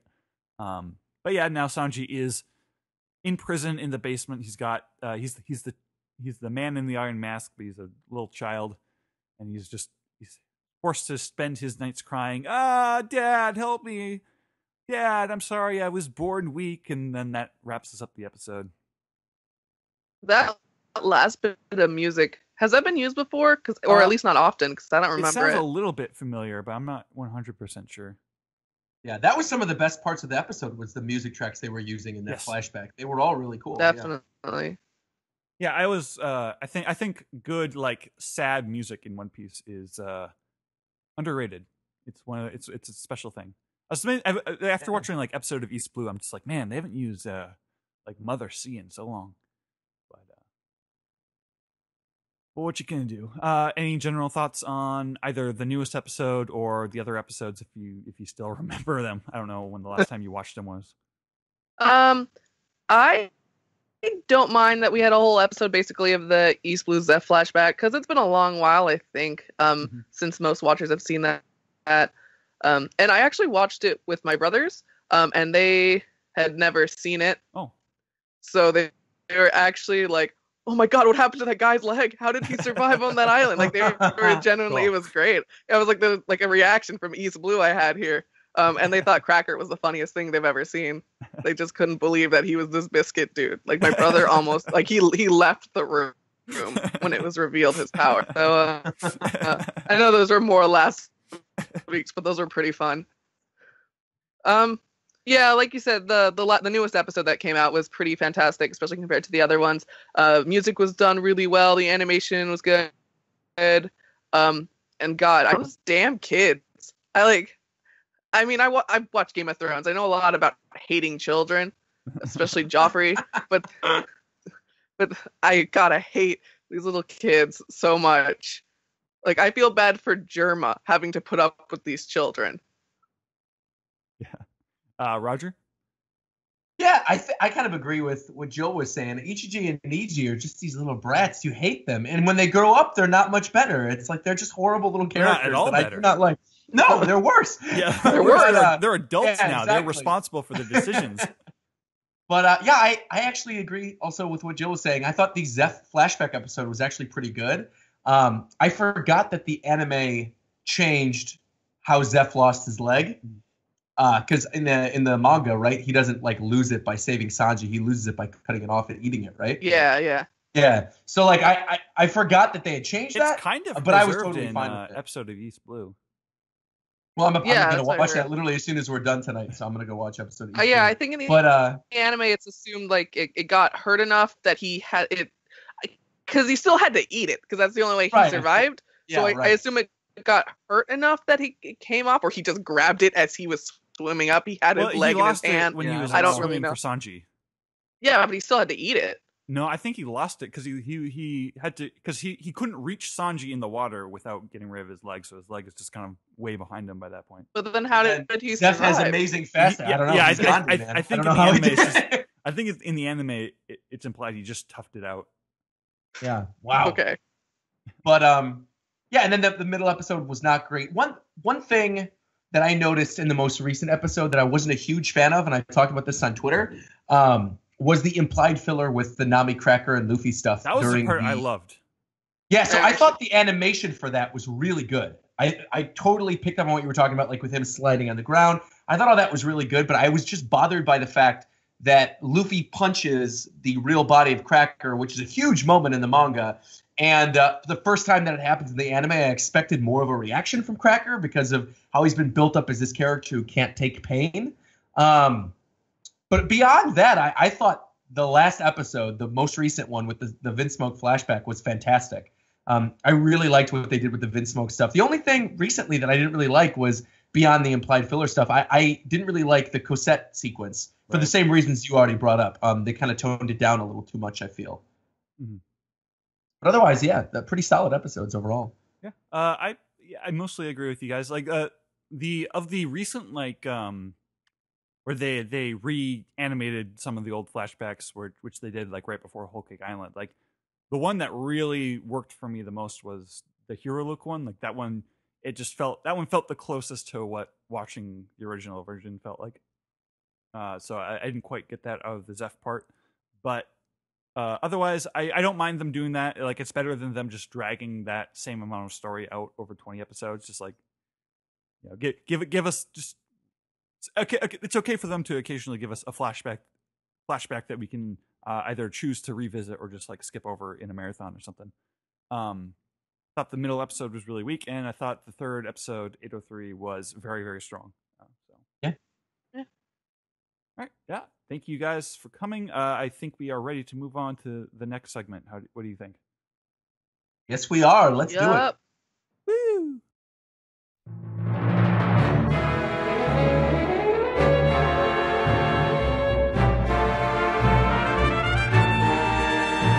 This is the Piece Together segment. It's not like we want your questions or anything. Do we? Yeah, we do. Oh, okay. Why don't we start with Ed? Emails? No, the other one. Dispiece. There you go. That's way sexier than emails. Jeez. First one comes from Steven's favorite. Hey, the people on Discord, they deserve it. They do. First one comes from Steven's favorite, what do you call it? Piece together? Hyperbolably. Hyperbolably. Anyway. Is it possible Katakuri and Perospero will go easy on the Straw Hats right now while Big Mom is still having hunger pangs? I could see that Perospero being self-interested enough to cut a deal until Big Mom calms down, since he'll be candy crushed if Big Mom doesn't get cake. Well, we have a possible title for next week's episode.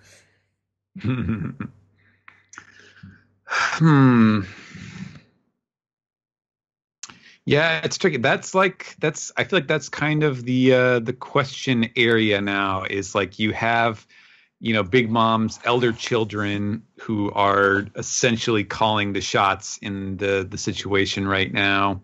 And how is this all going to interface? How are they going to interfere with the Straw Hats attempting to stave off Big Mom's hunger pains? Because really, they're as screwed as everyone else. This is a very Game of Thrones situation, not to draw too many parallels, where there's kind of impending doom for everyone involved, and the question is how much bickering and how much infighting is going to go on between the various sides that could work together to help solve the situation. And I don't know. Anyone else? Anyone else? Yeah. I just feel like it's weird that Katakuri is standing on the side right now, not doing anything. It feels like he should be fighting, and I think the only reason he's not is because, just like what you mentioned in the manga recap, it's probably setting up for the Luffy versus Katakuri confrontation, and maybe we'll just see, you know, Chopper and Brook go against Perospero. But I don't think Perospero is the kind of guy who would cut a deal. Who knows? I don't really think Katakuri is either.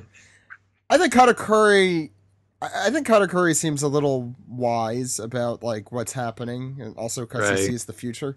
Yeah. So I could see that happening, because I mean, she really is a threat to everyone, and that kind of changes the dynamic, where normally would be, you know, confrontational without a doubt. The next question comes from Straw Hat Pirate 9, who says that she is upset because she also wanted to see more Bartolomeo in the cover stories. Wedding time for reals. Come on. It's going to be a trip for Twitter, sigh. There's a lot of sigh there, but Do you think we're gonna actually see another wedding in the cover story coming up? I don't know if they'll actually do the wedding right there and then in the cover story. Like we talked about how Bartolomeo meeting Shanks is too big to contain in a cover story. I don't know. I get second interested see in them having a doing wedding in the cover story. Yeah, Baby 5 inside could totally happen in the cover story.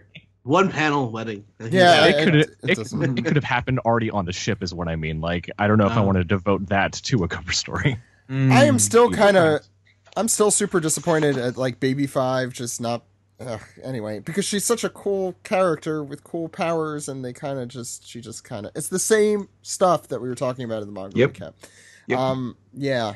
Oh, Do you think she'll still be wearing a maid outfit? Yeah, I hope not. Yep. Yeah, but she will be. I mean, because come on, yeah. Thank you, Stephen. Let's get into our next segment. Ed, you know this one. Email. There you go. You get to bring one person. This comes from Ben Wild. You get to bring one person, one place, and one item into the real world from One Piece. I think he means. What do you choose? Wait, what are the three? So you get to bring. You could choose which. You don't have to answer all three, but one person, one item, one place into the real world. Bring Frankie. Which devil fruit, Casey? Oh, Can't get away with such a vague answer. Pass. Unacceptable. Ed, yeah. Frankie. So that's one person. Any place that you'd like totally... to bring? I think Chocolate Town, since we just mentioned it, would be an easy answer for a place to bring. Can we bring Water 7 into a real world as an island? That would be cool to visit. Yeah. Oh, yeah. At those like water elevators. Yeah. I think I cheat with the. Yeah, go ahead. With the place, can I cheat and say that it's a ship? Sure. I would Big Mom's singing ship, the giant cake ship that sings.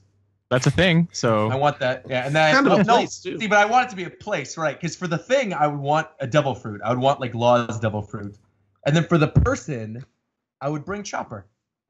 Chopper's a good one. Chopper is a good one. He could heal you from most things, I think. And he's cute. And he is cute and fuzzy. Next one comes from Andy Yoho, friend of the show, who we saw at Udakan. Super nice guy. He said, I want to give you props for your panel at Otakon. Summarizing 20 years of One Piece in an hour is a daunting task, but you handled it well. The meetup was fun, and I'm glad I could hang out with you and the fans. Thanks for making it one of my favorite moments of this year's Otakon. Thank you. That panel did take a very long time, as everyone here who was there could attest to put together. Anyway, so we've been with the new designs of the Straw Hat characters for a pretty long time now. And I wanted to know if your thoughts on their looks have improved, worsened, or remained the same. Personally, he still misses Frankie and Robin's original designs, but their new ones have grown over time. What are your thoughts? P.S. Despite not being able to read 95% of that Japanese TV guide I won at the raffle, I appreciate the opportunity on growing my collection of One Piece swag. Thanks again. Thoughts on the time skip designs? I miss Chopper's, not his old design, but his like four-legged point design that we saw at like Shabati and barely see anymore. I like that look on him. We don't get to see it enough. Somehow he's gotten smaller as he gets older. I actually feel like Robin's nose has become less defined post time skip. Like he used to draw it with these very thick and defined lines, and I liked how that stood out, and it's sort of gradually become more and more like everyone else's, and I think that's a shame. I'm less. Also, she needs her hat back. Yeah. I less want to go back to the old designs, as I wish he went with some of his alternate designs that are in volume 61. Robin in particular, Luffy had some really cool ones. There were just missed opportunities. I like Chopper's new design, or I should say, I like his new hat. But I think honestly, like to varying degrees, some of them are very close, and some of them I have a much sharper opinion on. But I think everyone else I prefer the old ones, which is kind of a bummer. But it's not something that I think about too often, to be honest. Oh, I've completely forgot. I really miss. This is actually a post-time skip design we haven't seen in a while. Chopper's teenagery. I think it's Horn Point. I think I was one of the few people who really liked that form because it looks like he got older in it. But c'est la vie, I guess. Anyone else? I'm sure we'll see that. I'm sure we'll see that point Yeah, whenever he gets armament hockey. It's been a really seems like something. It's been a really long time though. But I guess this is the arc. We've seen a lot of Kung Fu Point because I guess everyone's a huge fan of that. Next one and last email comes from Ryan. My question for Zach and Ed is, what made you decide to create the podcast about One Piece and its current format, where you go over the latest chapter, anime episode, take fan questions? It would be interesting to hear the story behind it. Ed, do you want to start? Sure. Was back in 2007. We were listening to a lot of Lost podcasts. Me in particular, but yes. Yeah. And I've been listening to podcasts since 2005. The Daizenshu EX podcasts and Kevin Smith's podcasts and Ricky Gervais podcasts and stuff. And the format of the show mostly takes after the Lost podcast with Jay and Jack. I got to meet them in 2011, I think, or 2010. New York, right? Yeah, there was a podcast convention, so it was really cool meeting them. I let them know what we were doing. I know that they were at the very least Toonami fans at some point in the past, or I think just Jay. But yeah, no, I lifted a lot of the format, not exactly from that. They did a Lost recap for the episodes of Lost at the time. And they did listener feedback, which I wasn't a huge fan. They had recorded calls, which is why we have our phone number, but they just had recorded calls. And so it's pretty easy, I feel like, to just tune out because at the time I'd rather listen to the people talking than random people necessarily. But so we kind of mixed and matched. Also, we didn't get a lot of phone calls at that time. So yeah. Yeah, and the reason behind doing the show is that we wanted to talk about One Piece. And we structured it, and hey, podcast is a thing. There isn't a One Piece podcast. I would listen to a One Piece podcast. Yeah, it's that. I have, and also Zach didn't have a job, so I definitely did not. We had a lot of time on our hands. I kind of had a bullshit job at the time too, but yeah. So we had time. We were doing 2 shows a week at the beginning. It was the recession. We had lots of time and no money. So it was perfect. And yeah, we did 2 shows at the time, but also it was just like One Piece will never end. There's a ton I want to talk about, and it was the war also. It was Impel Down. Leading there. It was leading. It was like this very exciting time in One Piece, and it's like, I want to talk about this. Why not just record it so I'm not always talking about it? Which actually kind of works when you have a set time that you need to talk about it every week. That's it for emails, though. Reddit, Steven, what's going on there? Okay, yeah, we'll start with Lil Kyle Mother Lover, who says... That's totally what his name is. Long-time commenter, first-time listener, happy 20th anniversary, and do you think we will see a full moon this arc in Whole Cake Island and see Pedro and Carrot's hidden power when a full moon is present, or do you think this will be introduced in Wano or later in the story? Has anyone noticed a moon yet in this arc? I do not think that will happen this I forgot that was a thing. That's very astute from little Kyle. I think that would be something we'd see in Wano, because by Wano we'll probably be back with Nekomamushi. I mean, sorry, right. Hey, you guys know where Zoro was born? He was from Crescent Moon Village, right? That's interesting. And the original one, or the second Romance Dawn, the antagonists were the Crescent Moon Pirates, or the Crescent Pirates. There's a lot of moon stuff. For those who don't know, it's my thing. There's a lot of moon stuff in One Piece. Please read the One Piece Connection at onepiecepodcast.com for more on that. Listen to the One Piece podcast. One Piece Connection. One Piece Connection with me and Alex doing the narration. Yeah, maybe we'll re-release that on the feed soon. It's relatively timeless. There's a lot to update with Zoe, but at the same time, a lot hasn't been resolved. Is this question? It intimates. What's next? OPP fan has a question. I feel like we may have answered this before, but I can't remember, so I'm just going to sum it up. When the Straw Hats each have their own kind of design color within the crew, what do you think Jinbei's should be? Don't forget that blue is already taken by Sanji and cyan by Frankie. So, and green was Zoro, right? Green is Zoro, yeah. Well, I'm colorblind. So, what color are whale sharks?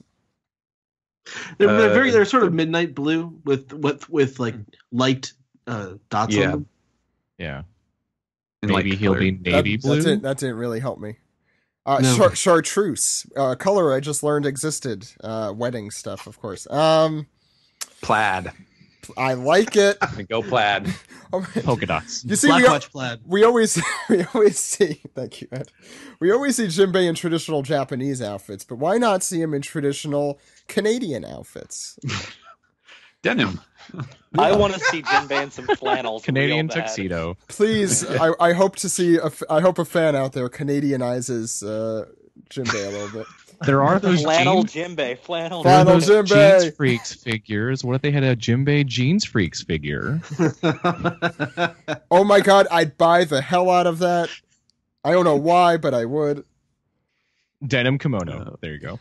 Wait, I just learned that those Jeans Freaks figures existed, and I could not, for the life of me, figure out the packaging of that. Like a Jinbei Jeans Freak would look like Dusty Rhodes. He'd have like a T-shirt tucked into his jeans. I know. Imagine Jinbei's bionic elbow, though. That'd be great. All right. So much. Vanman51 has a question about an illustration of Big Mom at age 28 that Oda drew for the volume 86 SBS. But since we have yet to cover that stuff, I think we'll probably just save that one for another day. Consider it a sneak preview. Yeah. And on that note, let's see, Bakugan 2556 says, I've noticed you guys have been slacking in the piece together sections, either by not doing them as much recently or shorter. I was just wondering, is it a time constraint or is it something else such as audio problems? Audio problems, my favorite discussion topic. No, it's not audio problems. I would say probably unfortunately, I always feel bad when this ends up happening because, this is like the one thing that fans have input on. And I hate that,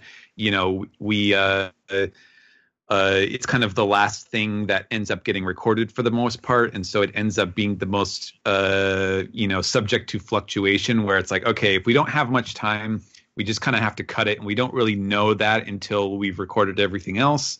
And so it ends up, we don't have advance notice to warn people like, okay, we're not going to do SBS this week or that. And I would guess probably over the summer that we've just been very busy at certain particular times with conventions and stuff. And we just kind of decide, okay, to make things easier on ourselves, we have to cut out the piece together this week. Or, we already recorded this thing, so we're not going to, get back together once we've already got the episode basically prepared. So, I'll say this. Sorry, I didn't mean to cut you off, Steven. No. Although I did, I apologize. But the piece together segment, I either hear people saying it's too long and it should be shorter, or it's too short and it should be longer, which I'm very happy to hear when people want the podcast to be longer because it means they're enjoying it. But as Steven said, it fluctuates a lot. It also, I feel like we've been getting a little bit less questions recently. I think these last few chapters have been not as good as the ones before it. We were in like a real high for a little while. Roger was kind of mentioning the middle of the arc was just really, really good. So we were getting like, I don't know, close to 30 Reddit questions, for example, and those are what take up the bulk as we're in the middle of right now. So I think that's also part of it. And yeah, it's the summer. I have a dog now, and I'm getting married eventually. So there's just putting things together for that. So it's just been kind of hectic, and everyone else here also has their own schedule. So And some of these recording sessions are much longer than what you actually hear. Oh my, some of the podcasters during the summer are dying of heat stroke. So yeah, we're at an hour and a half of recording, and that doesn't include the anime recap. So it might sync up for you, but it's the anime recap we usually record after or before. So I don't know exactly how long that is compared to what's actually going on. A little behind the scenes meta for you. What's next? Yeah, I think I guess the conclusion that I would want people to take away from this is that it's not a decision that we make lightly when we're like, okay, no, piece together, but forget all these questions. We don't want to snub the people who are taking the time to ask us these things. I mean, you reminded me of what I actually wanted to say when I cut you off last time, so I'll cut you off this time. Okay.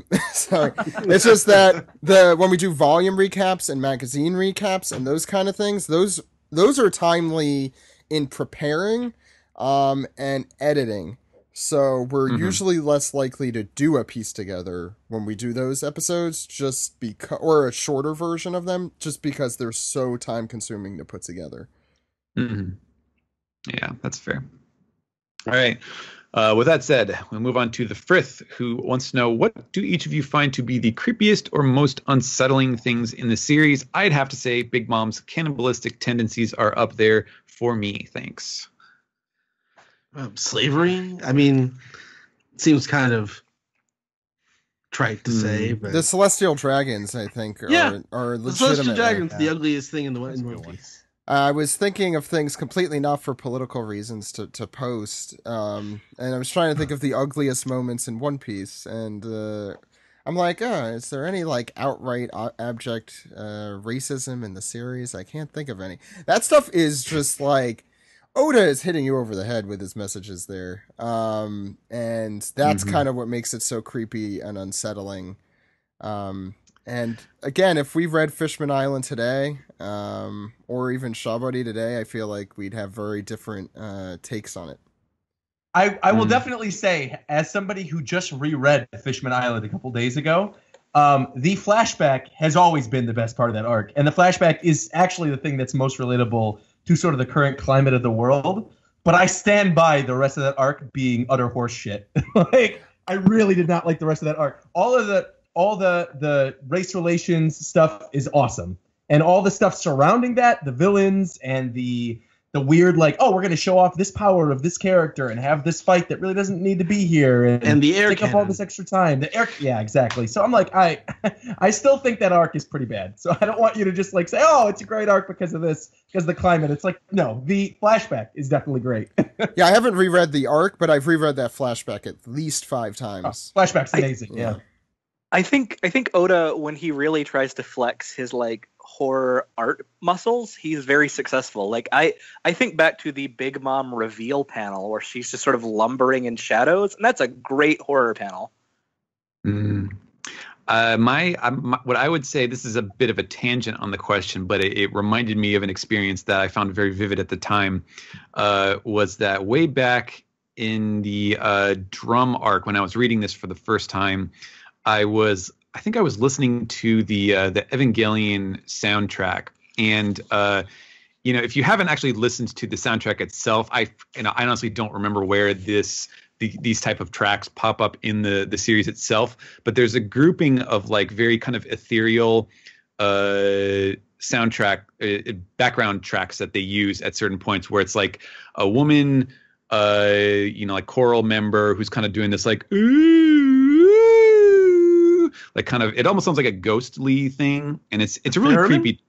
Yeah, it's a little bit like a theremin. Yeah, it's a very kind of haunting thing, and there's like some very light, synth, ethereal sounding stuff. It's very creepy, and that was playing at the moment that I was at the scene. It was before they go up the up the big drum rocky or whatever the mountain is called, where the people in the town are like whispering the rumors about how Kureha has like this weird beast that carries her around in the middle of the night, and referring to Chopper, of course, and his sled.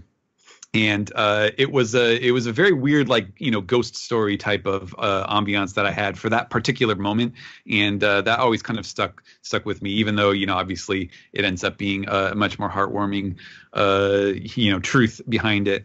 But that always struck me when I think back on my first experience with that arc. But we'll move on to DDDDD Fried, who says, "Hey, One Piece Puppet Pals, this chapter we got to see a lot of chiffon reaction faces, and boy, did I enjoy them. Got me thinking, if you could choose any character from the One Piece universe to follow you around and react to your outrageous moments, who would you pick?" I would choose Ivankov. Ivankov, because of the extra large face, would make for a beautiful canvas of like, that sounds really annoying. Like, who wants that? Are we talking realistically or just for the humor that it would bring to my situation? Funny. The phrase was outrageous moments, so I'm not Jem. I'm not outrageous. Truly. I mean, I love Ivankov, but I don't know if I want Ivankov following me around, making his head enormous and saying loudly. I would choose Caesar, and then I would just rag on him constantly while I'm just walking around, just to include that in random conversations, just so that he would, outburst indignantly. Or you could do that with Foxy and just like make fun of him and have him react grievously to everything you say. I would have Django and Full Body be my posse. I would choose Von Clay, because that way he can also change into other faces and react funnily as well. You stole my answer. That's what I wanted to. That's clever. I was trying not to go with the obvious. All right. We'll go to Kwefta, who says, so Sanji is making that cake. Now, think about this. I'm going to borrow Zach's joke from earlier. A Boku no Food Wars style food orgasm with Big Mom, that would literally be the climax of the arc. Oh, Jesus Christ. Skip this question. Rainer, not a fox. Hey there, OPP. The OP community seems to label Pudding's back-and-forth attitude in regards to Sanji as tsundere behavior. Based on what the chapter shows, she's actually more of a mayadere. The mayadere type refers to a character who is often a dangerous antagonist of a series, but switches sides after falling in love. Said character usually remains deadly and unpredictable for the protagonist or other main character in the series. Yada does a. Well, that's very interesting, but have you considered that she might be a Pundere instead? Fair. We appreciate the insight. Yeah. There's so many. I think that archetype, the tsundere and then the yandere and then everything that came after that, they just, there's probably some TV tropes site that's entirely related to the millions anime girl of different variations of dere that could exist. I like yada yada for Jotaro. I feel like that would be a no. Wow. Okay. And I'm out. Everyone, goodbye. Oh, thank God. So Black Northwind's comment of the week is that if Dressrosa is the arc of nicknames, then this is the arc of facial expressions. Well, I certainly had a lot this week. That's for sure. And our last question here, Vince McVivi says, I'm a recent-ish manga reader, so Zoe and Whole Cake Island are my first time watching the anime while already knowing what's supposed to happen. I loved the Nami versus Cracker implied filler that we got this week, though it's been getting some hate. I just loved seeing Nami take a stand and get some more action, even if Cracker was just toying with her. My question for you is, what's your favorite or least favorite implied filler from the anime? I haven't read any of the old manga yet, so I just assumed almost everything was canon. Please enlighten me. I think Vivi watched my video because I was going off on the Nami and Cracker bit in my anime review this week. Good or bad? Bad, very bad, okay. Very horrible. Yeah, I need to catch up. Yeah, well, because the Nami and Cracker sequence obviously did not happen within the manga, and they added in a bit where, like, you guys know how Cracker's whole thing is that he can't take pain. That's why he creates all the other doubles. It's like his real body, he can't really withstand a lot of pain. And so the Nami versus Cracker bit, she's basically like shocking all of the biscuit soldiers, and he's making fun of her. And then in the very last minute of it, Luffy comes in and then punches Cracker, like the real body of Cracker, in the face. And there's no reaction at all. Cracker just gets up and he starts laughing at him. And it's like, what? Because obviously the moment where, well, if you're an anime-only watcher, I guess, spoiler alert, but the moment where Luffy actually punches Cracker on his real body is such like a big moment of that fight. That's sort of the moment where he finally takes him down. So it was a little weird that they threw that in as like an implied filler moment. Yeah, that makes it from implied to implode or something else like that. Something else, yeah. I'm trying to think of an implied filler that I really enjoyed, and I'm sure I've mentioned them on this show. I just don't remember. Oh, I can actually think of a good one from this arc, though, was the little bit of a scene with Urouge and Cracker right after Urouge beats Snack. None of that was in the manga at all. It was like one panel where they had mentioned offhand that Urouge was the only person to take down one of the commanders, and they animated a lot of that, and that looked really good. I remember when you were on the anime recap for that episode. Mm-hmm. Yeah, I listened to you guys talk about that. Yeah. Okay, cool. That's it for Reddit, right? That's it for Reddit. So, Ed, it's time to... Peace the tweet. What do we have this week, Ed? First one comes from Illy the Ghost, who says, if Oda or Tokyo 7 want to make a OVA or a show off of any character in One Piece, what character would you? So, spin-offs, people? I mean, I love the idea of spin-offs, but I feel like they'd be really difficult to determine until the series is over, because Oda he expands on every little tiny character so much that I'm sure we'll see everyone eventually. But yeah, do you guys Bon Clay's Drag Race. Or just Bon Clay's Adventures in level, what is it, 4.5? 5.5, right? Bon Clay's Drag Race. I definitely want a spin-off of The Newsroom and One Piece, and I want it to focus on Big News Morgans. Oh my god. Yes. Roger. Yes. And I saw, by the way, that, and I did vote for him, that Morgan's ranked pretty high on your top 50 list. So that's, you got good people listening, so yeah. That's good. I think he was 32. He was above a lot of other characters who ended up should be number 1. Right. That's defamation. What's next? Next one comes from Testoff, who says, do plot points feel less satisfying when they are predicted months in advance? This guy's been paying attention to Greg's column. Yeah, I forwarded that one to Greg. Yeah. Not really. So we were talking earlier about the Lost podcast that I used to listen to when it was on TV. And one of the things that was kind of annoying sometimes is when they perfectly predict something, it does kind of feel like you're getting spoiled. So I understand what that means, but I don't think it hasn't really been a huge issue. This is, I think, the most on the ball we've been, Greg in particular, in a while. I think that's just the reality of like discussing media in the 21st century. Is just we're gonna like I said earlier. Everybody said earlier, we're gonna guess every possible outcome, so one of them has to be right. Right. Mm-hmm. That's why I have so many people on the show, because one of you guys are bound to be correct, and then we could say we were all correct. Don't tell anyone. Anyone out there, don't repeat that. Spoiler alert, it's always going to be Greg. Greg's always right. That's all you need to know. All right. Next one comes from our very own Chow, who says, if Vegapunk is Rick, who gets to be Morty? Caesar's kind of a Morty, isn't he? Oh no, what's the guy's name? His assistant, Sentomaru. Right? Yeah. Sentomaru isn't enough of a loser. Morty's not a loser. The real question is who's going to be the Jerry? Ooh. Kobe. That's definitely Caesar. That's Caesar. Yeah, Caesar is the Jerry. Go home, Caesar. Yeah, I like it. Okay, we got a show going here. That's. I hope Funimation casts Chris Parnell.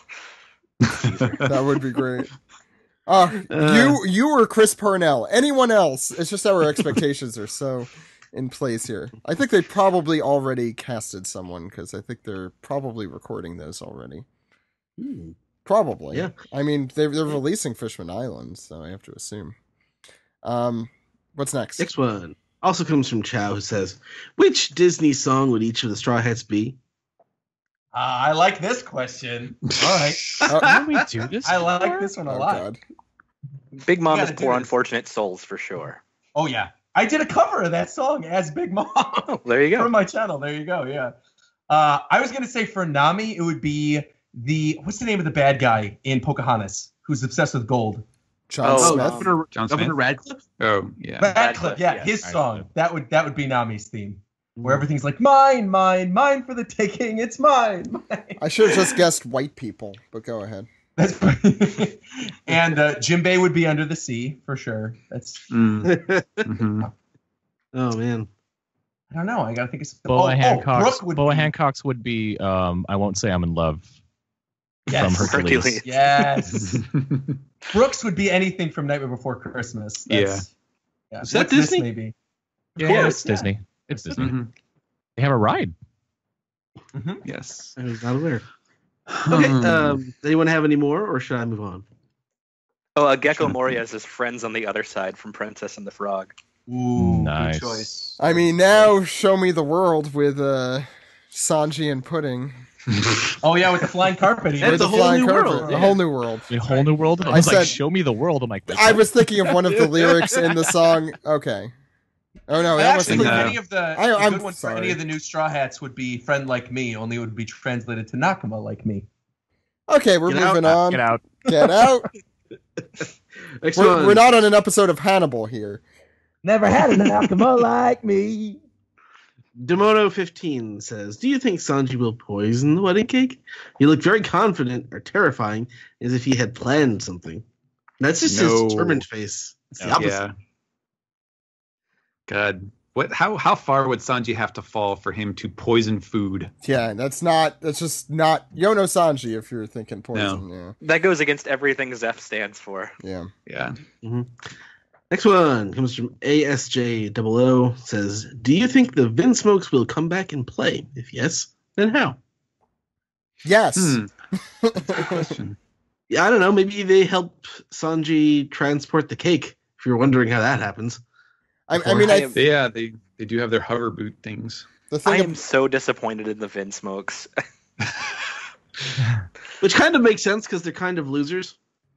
Yep. Yeah. I mean, yeah, they're the It's Always Sunny in Philadelphia crew. So what are you going to really expect from them? They're bad people, and bad things have tended to happen to them. I mean, to be fair, they have been the wild card, I think, in this arc in general. Sometimes living up to that, sometimes not. I just imagined Judge voiced by Danny DeVito, and now I can't get it out of my head. I hope. We have a while before we have to worry about that. Next one comes from Dr. Sim Adoku, who says, "Does it seem Oda is dragging the pacing, even though there is the October Wano special coming, which is the big celebration in Kyoto, or event?" I don't think he's dragging the pacing, but I also don't. I have not been convinced by the people who are claiming that he must be starting Wano by that whatever that event is. I don't think that is going to line up. Our very own Sai compares pudding to lunch from Dragon Ball. I can kind of see it. Yes, I believe we have probably made jokes like that. Yeah. I like lunch better. They don't ask you to take lunches seriously, I guess. She's just fun. Go ahead. I was trying to understand. Our very own Brian Newton sends in a piece of tweet this week. Has anyone seen the Kingsman movie? Yes. Okay, Anyone? so I guess he's comparing. one. He's First saying one. someone on the Kingsman movie is a One Piece fan. There's a cyborg with right arm chain and grenade baseballs. So I'll see this movie, I guess. Those are supposed to be good movies, right? The Kingsman movie? The second one just came out or coming out. It's coming out. Yeah. They have Okay. they have a tie-in bourbon that I'm looking forward to getting.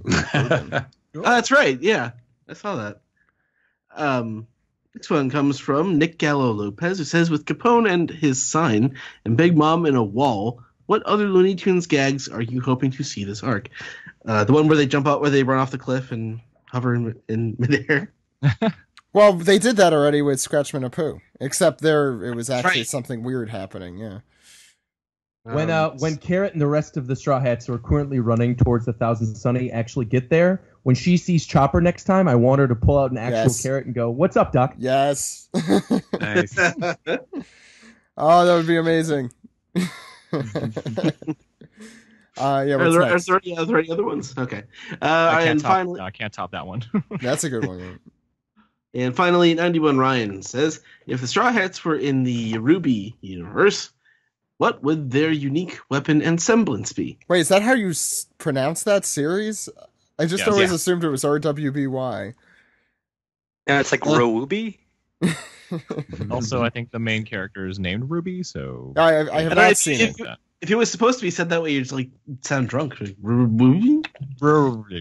Anyway, so has anyone watched the series? Does anyone know what this question's about? I have not Jammer watched it. question. I do not. That's a Jammer question. I was gonna say, yeah, Jammer. Sorry, we can't answer your question. Yeah, before we go, we need our weekly check-in with who is losing the When Will Whole Cake Island and One Piece podcast contest. Remember, the contest has since ended, but we have lots of entrants into it. We don't know the winner yet because the arc continues, but this was chapter 876, I believe. Chapter 875 was the guess of Roger here, so Roger officially has lost. Unless this is the last chapter of the arc, Ed has also lost. Next week is a Dill's chance. The week after is Jill, and then Kyle, and then Ashwin. These are all in a row. And so who knows if Casey, did you ever guess? Yes, you did. You said 890, so you could still get it. Dennis, I don't think you ever guessed, but I feel like it's a little late. I wasn't on at the time to guess.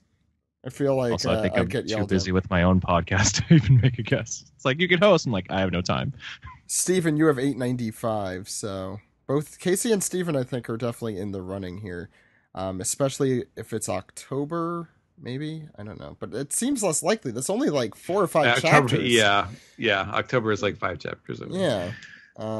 Anyway, I think that's going to do us for the Piece Together segment.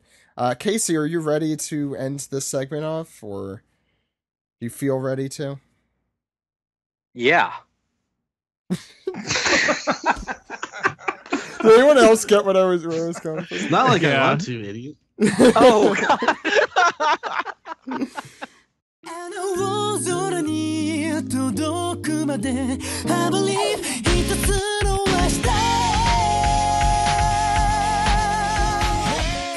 This has been episode 484 of the One Piece podcast for Monday, August 28th, 2017. Before we go, on a serious note, there's a lot of people out there listening or who may have friends who are listening that know people in Houston or are in Houston, and we wish them all the best. Our thoughts and prayers go out to them. Please, if you have not, donate to help those out there. We are big fans of global giving. We use them back in the Anime Fans Give Back to Japan marathons, and several other important causes. So that's at globalgiving.org. They have a relief fund available there. So please do your part. Speaking of Japan, though, there was also a potential missile strike as we're recording, aimed in their direction. So thoughts go out to all of them. This world is crazy and horrifying. But on that note, thank you all for listening and taking a break from that world with us. This was a fun episode, chapter 876, triple anime recap. We will be back next week with our episode of East Blue recap and much later times, hopefully. Episode 804 recap as well. And an episode 804 recap, and the manga's back for chapter 877. So there's a lot of good stuff to look forward to then. But before that, why don't we see where we could contact all of you guys? Dennis, where could people find you? You can find me on Twitter and Instagram at itchnob, and also I host a twice monthly podcast called Vintage Anime Club, where we go over a bunch of old anime titles and drink lots of wine while doing so. Just published an episode comparing the old Bandai dub of Funimation to the old Bandai dub of Escaflowne to the new Funimation dub that just got released last year. And to my surprise, I found out that my question was answered on one of the bonus features. So awesome. Nice. Casey, where can people find you? You can find me on Twitter at Manovsky Article. And this week I would like to plug two things really quickly. The first is a Kickstarter. This is you can find it at savenarrowvideo.com, and this is to preserve my local video store, which is one of the only independent video stores around, and it was once the second largest film library on the East Coast. Now it is the largest because the other one shut down. They need to make 25,000. They've made 12,000, and it just started today. So it is a local landmark, and if you have ever lived in the Norfolk, Virginia area, or ever have any interest in going to the store, I'd encourage you to contribute whatever you can at savenarrowvideo.com. Also, Volume 2 of Dungeon Meshi, aka Delicious in Dungeon in the US, has come out from Yin Press, and I really love this manga, and it's an extremely appropriate manga to get into if for this particular arc of One Piece. Again, it's a very lighthearted sort of manga D&D session where the entire idea is that every chapter they find another monster in the dungeon, they cook it, and it's like a cooking manga crossed with Dungeons and Dragons. Very entertaining, very funny. Thank you, Casey. Stephen, where can people find you? You may follow me on Twitter at Translatosaurus. I don't know. I'm very busy, but I don't think there's anything super exciting to announce or tease. So I guess just sit tight. And I will hopefully have some cool stuff to talk about sometime in the future. Roger, where can people find you? Sure, you can find me everywhere at Rogers Base, ROGERSBASE. That's on YouTube, on Twitter, on Twitch, and on Instagram. The only big thing I really want to plug this week is actually something sort of tied to what we're talking about in the show, Shonen Jump. As many of you guys know, Shonen Jump actually is releasing My Hero Academia Vigilantes, which is the spin-off series of My Hero Academia, for free in English on viz.com/Shonen Jump. And they are revealing the entire thing in its entirety every week for free. So if you have been interested in My Hero Academia, or you want to read the spinoff and you are looking for a good place to read it, that is the best possible place because it's the legal place to read it. It's going to be completely free. And I actually just partnered with them to do a video talking about the series. So if you're thinking about it, you're wondering, I kind of want to get into My Hero Academia. People are talking about it. It looks pretty cool. Maybe I should start with the spin-off series. Check out the video I just did. It was in partnership with Viz. It was a lot of fun to put together. And check that out. And they also have Dragon Ball Super, I know, for free as it comes out. And a lot of other series. They, until recently, had like a lot of JoJo's Bizarre Adventure Part 3 and Death Note. There's a lot of that out since, there might be a movie out right now for that. So if you are or are not a Shonen Jump subscriber, you should definitely check out that's all completely free, as Roger put it. But you should be subscribed to Shonen Jump. For sure. At Shonen Jump. Could I add something to that too, Zach? Please. I just found out today that the Viz Manga app also got updated with those titles as well, because you had to have the separate Shonen Jump app before to read those, unless you went to the website, obviously. But now you can also read all those titles on the Viz Manga app too, because that's where I have all my One Piece digital volumes downloaded on. And I was like, oh, I can't read My Hero Academia Vigilante, can't read Astro Lost in Space, can't read Haikyuu unless I go into actual mobile or my mobile browser or on an actual desktop website. But now you can, so it's a good update, good parody. Have everything all in one place now. Awesome. And our good friend of the show, Jeff, is the one who puts that app together. So props to him for putting that in one easy-to-find place. Ed, where could the good people contact us out there? You are Zach_Logan on Twitter. I am Edward E. Fasticio, and I am back to watching the 100 great anime movies. I slowed down for the last few months, but in the last week I've watched 5 of the movies from the Paste list. Watched The Animatrix, Tech on Concrete, Appleseed, Castle in the Sky, and Dead Leaves. So that's a very wide... Yeah, a lot of good stuff there, too. Very wide Which selection. Appleseed? Oh, the 2004. Oh, okay. The movie, yeah. That's pretty good. Better than It looks Better than very the 1985 version, that's for sure. yeah, it looks very interesting. I'm sure it was very cutting edge in its day. It's still a fun movie, but it looks bizarre these days. Anyway, the podcast can be found at onepiecepodcast.com, twitter.com, youtube.com, and facebook.com/onepiecepodcast. onepiecepodcast@gmail.com is our email address. One Piece Podcast is our Skype name.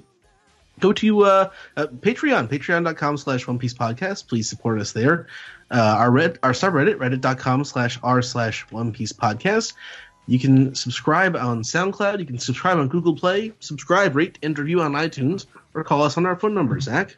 And that phone number is 347-497-MAGI. Maji. That phone number again is 347-497-6254. Call anytime.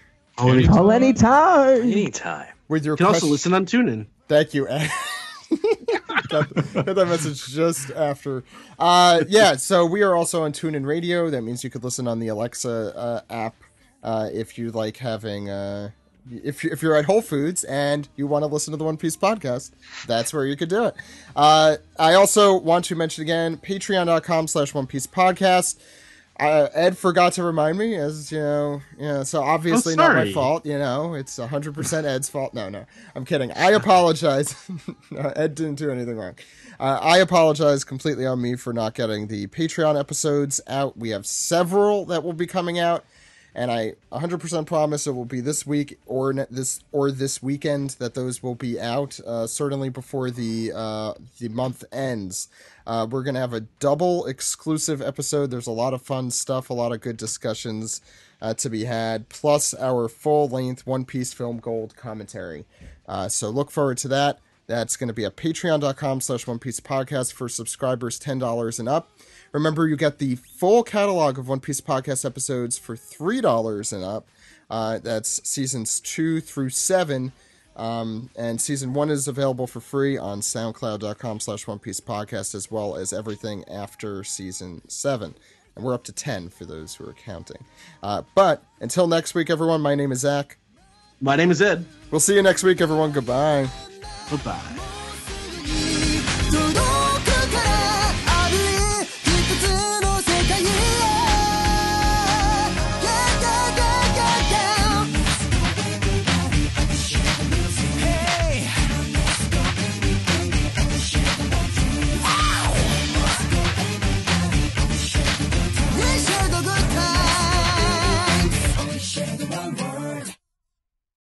Flannel Jimbei. Flannel Flannel Jimbei.